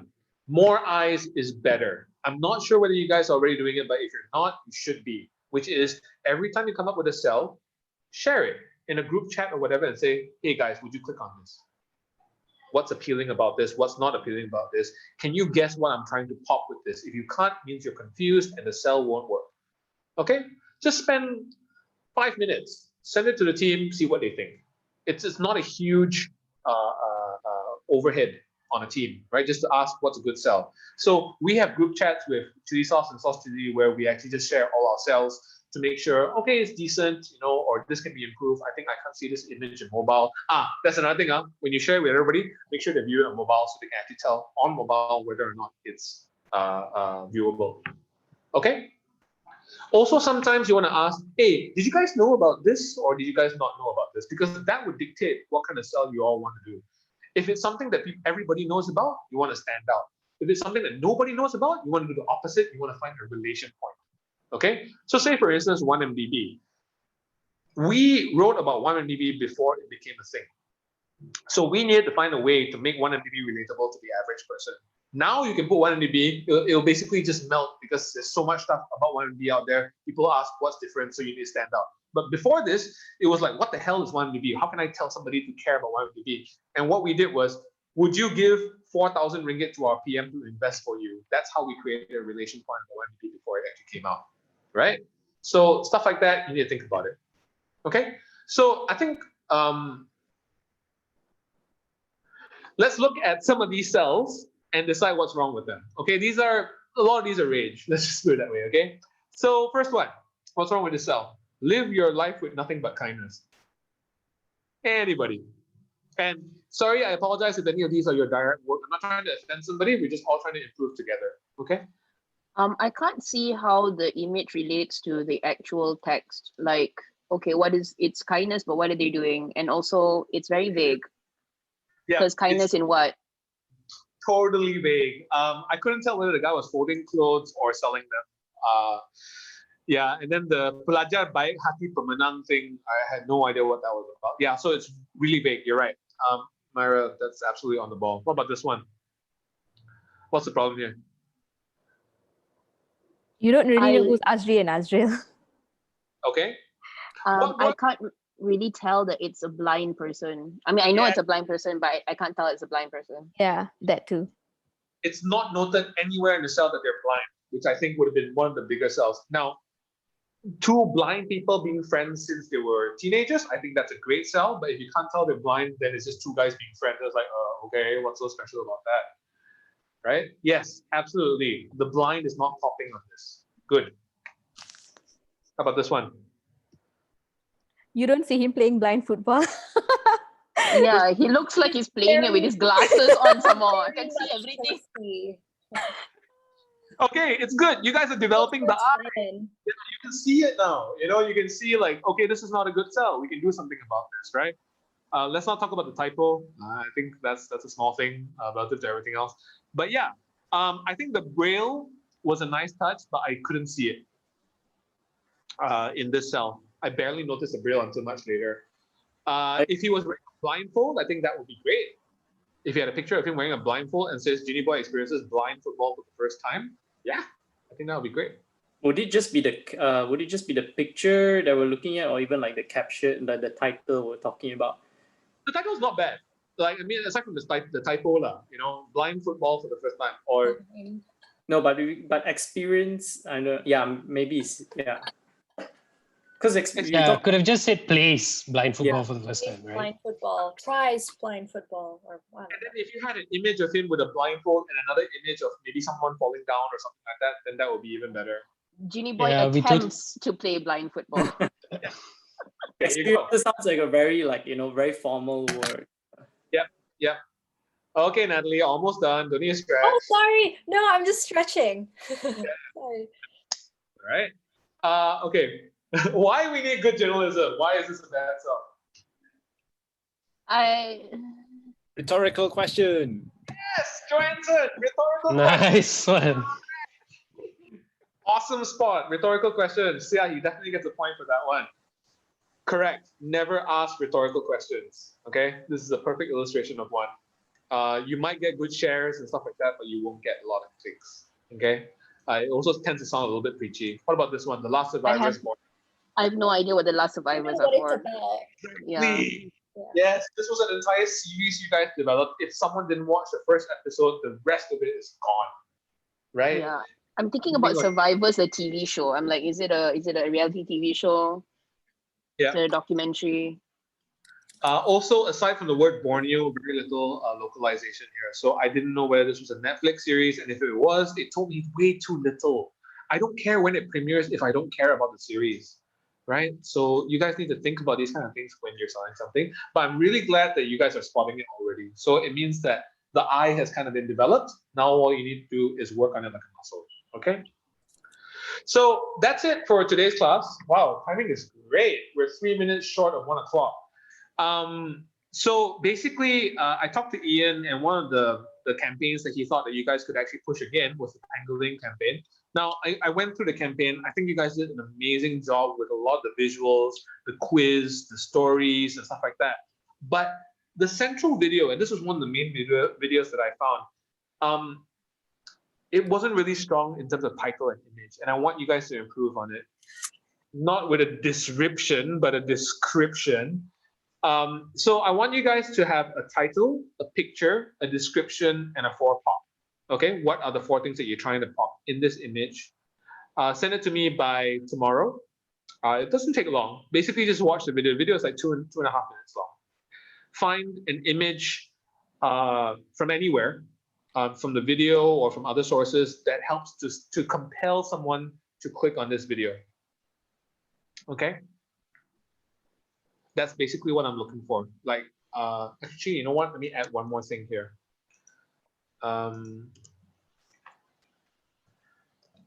Also, try and find a first 5 seconds timestamp.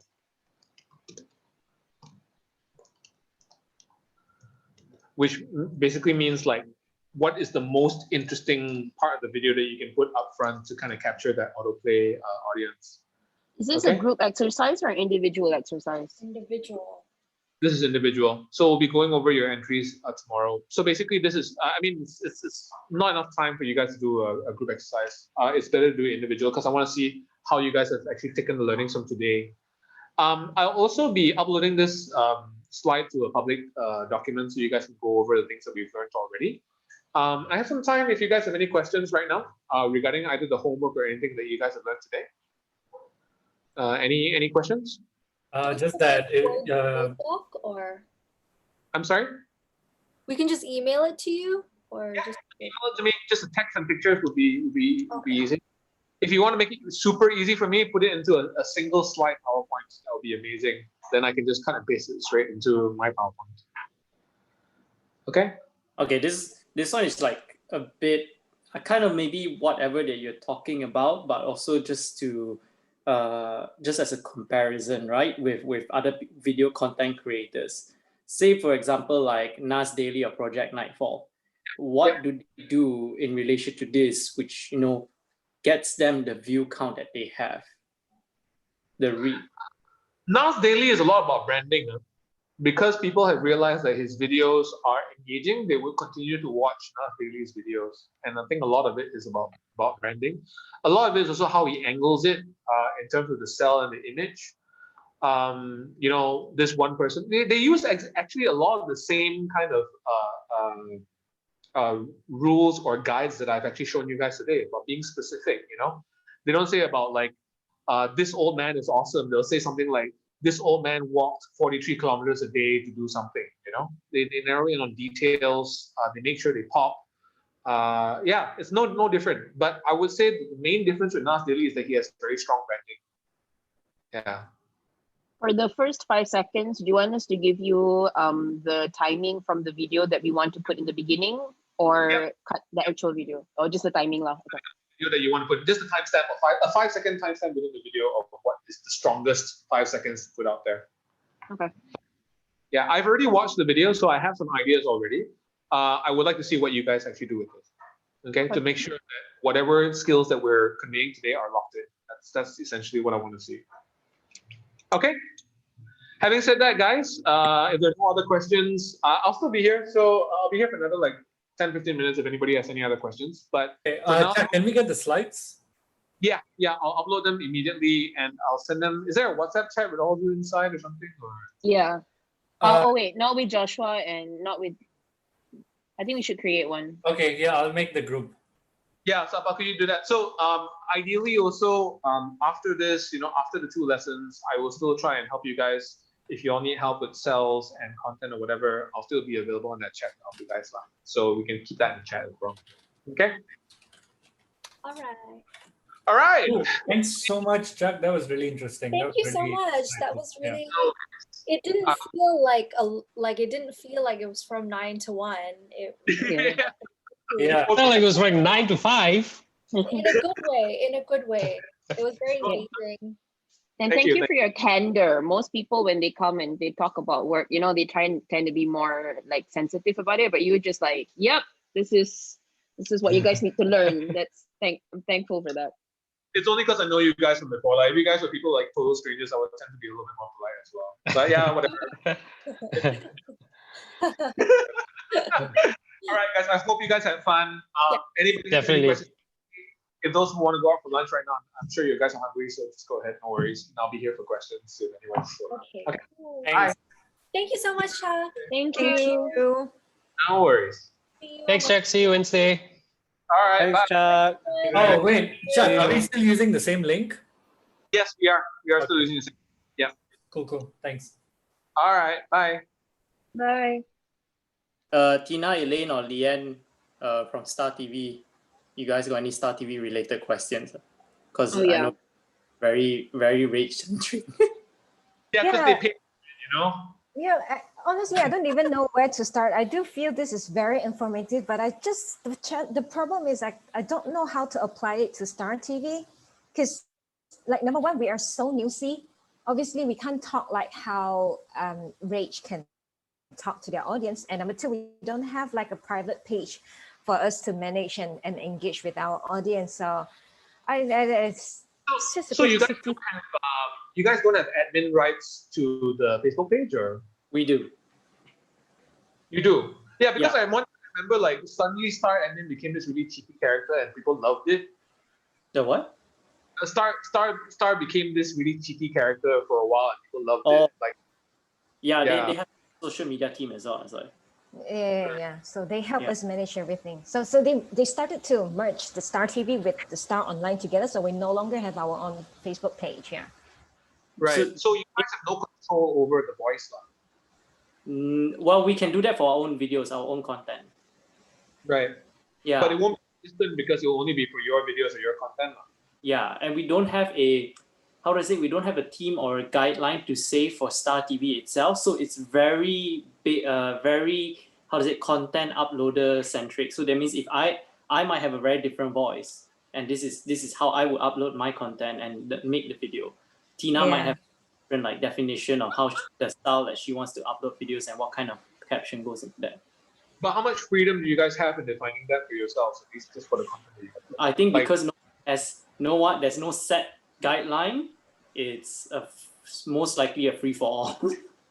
Great. No, so that's your opportunity, because I mean there were those guys that suddenly started uploading like very kind of wink lines and everything, and they actually engaged a lot. Like people noticed it. It's actually even better if your overall personality is serious and suddenly, why this particular 2 or 3 videos are funny, It might actually work. And hopefully by doing that, you can demonstrate to the bigger organization that, some elements of personality actually are quite beneficial. So they might adopt it in a bigger scale. So I guess my only advice would be do what you can, It's hard to define the Star as a personality, to be honest, because it's such a big organization. It makes it more difficult. So it's actually easier for Rage because they're a sub-brand of the Star. Maybe, I don't know, Star TV can be a sub-brand, or maybe Star Sports can be a sub-brand, or Section 2 can be a sub-brand, and they all are different members of the same family. I don't know whether that's possible, but that's about the only advice I can give. Do what you can.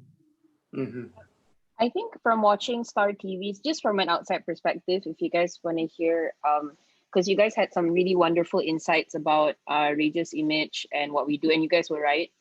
I think from watching it, I think maybe just the thumbnails could be improved as well, because I feel like, because when I watch live news from other organizations, right, they have like drone shots and stuff like that.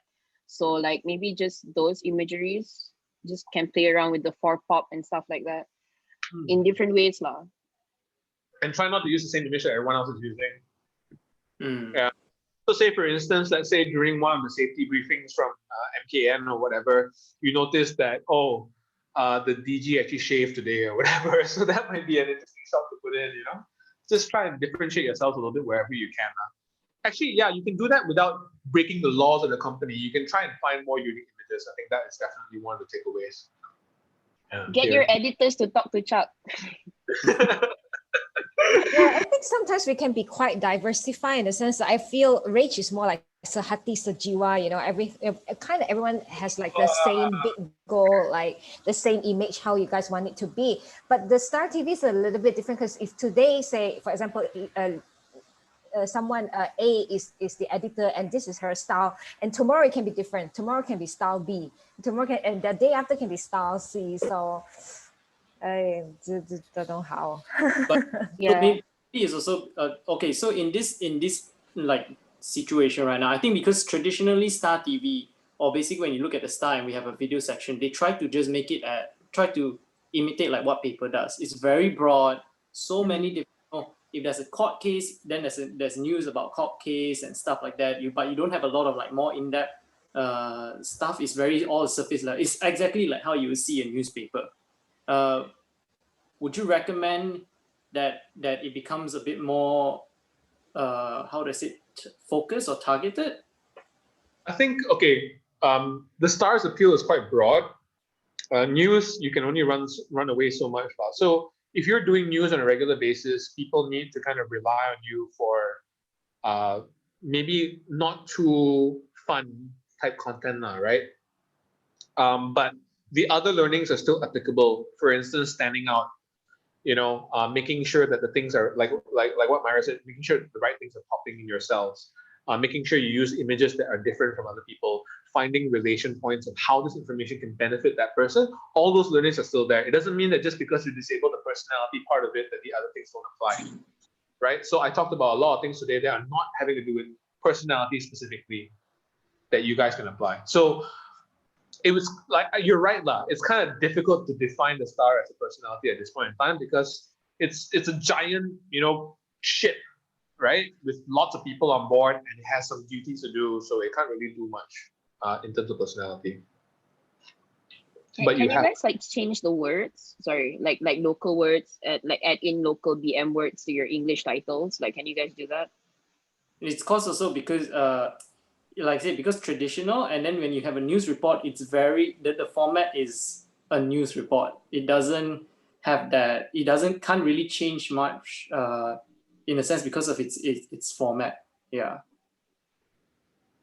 Because I don't know, unless you really revamp the whole thing, that means we are going to tell this news in a more like millennial casual way. Casual centric.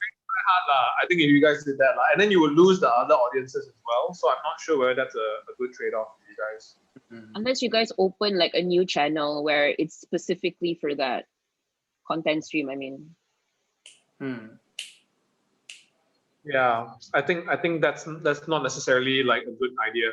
That's why I mean, like, originally Rage was started to talk to the youngsters, right? That was the original point of Rage.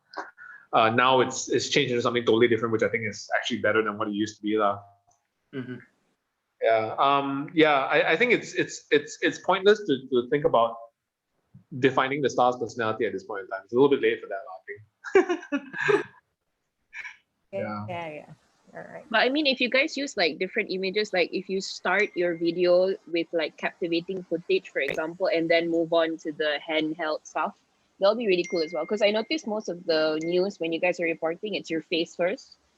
Maybe if you have like a impactful image of the news that's happening or something, the video itself can kind of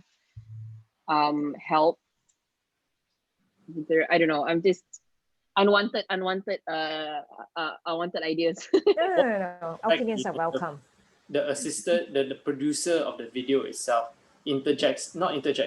puts themselves in that as a lot like what you see with Johnny Harris from Vox and a lot of the newer content creators / journalists, where they're actually involved in the story, and then they take a life of their own. That means you're not just watching the news because of the topic, but because it's your favorite newscaster who's like working on it.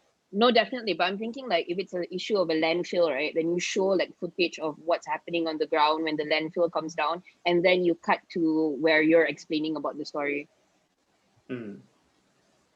Yeah, so like basically showing the personalities of the individual presenters. But then I mean, even like the style of presenting that you guys have, like you don't have much freedom there, also, right? To be honest. Hasn't been something that has been set yet, lah.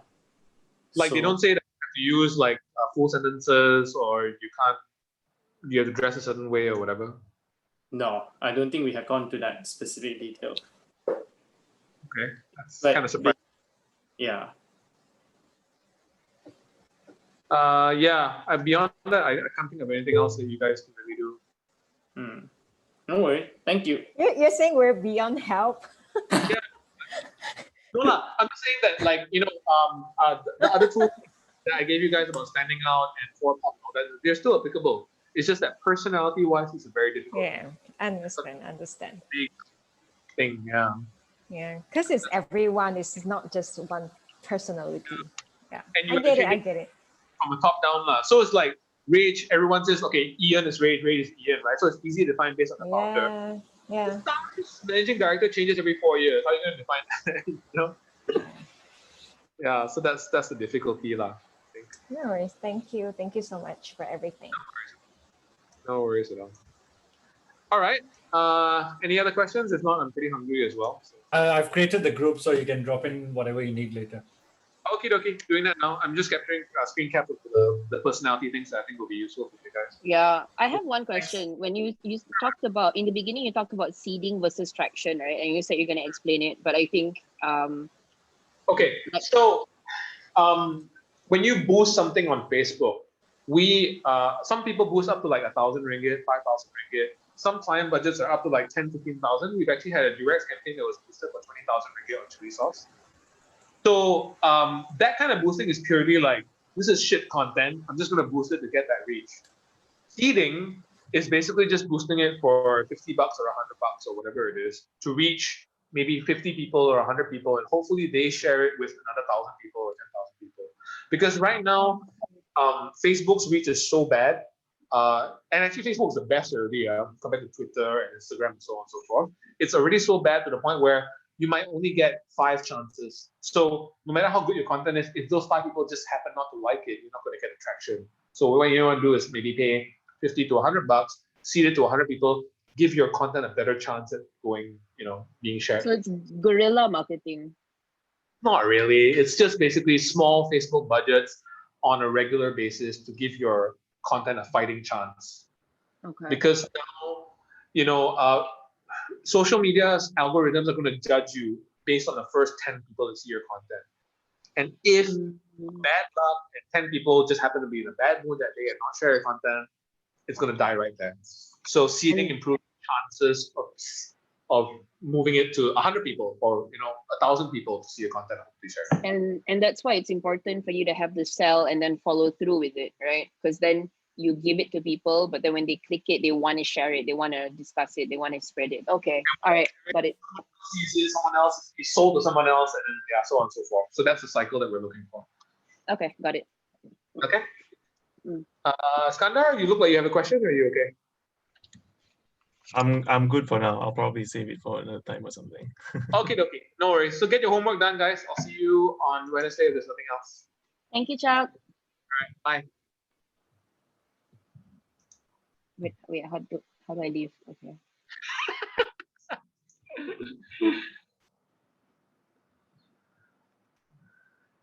Okay.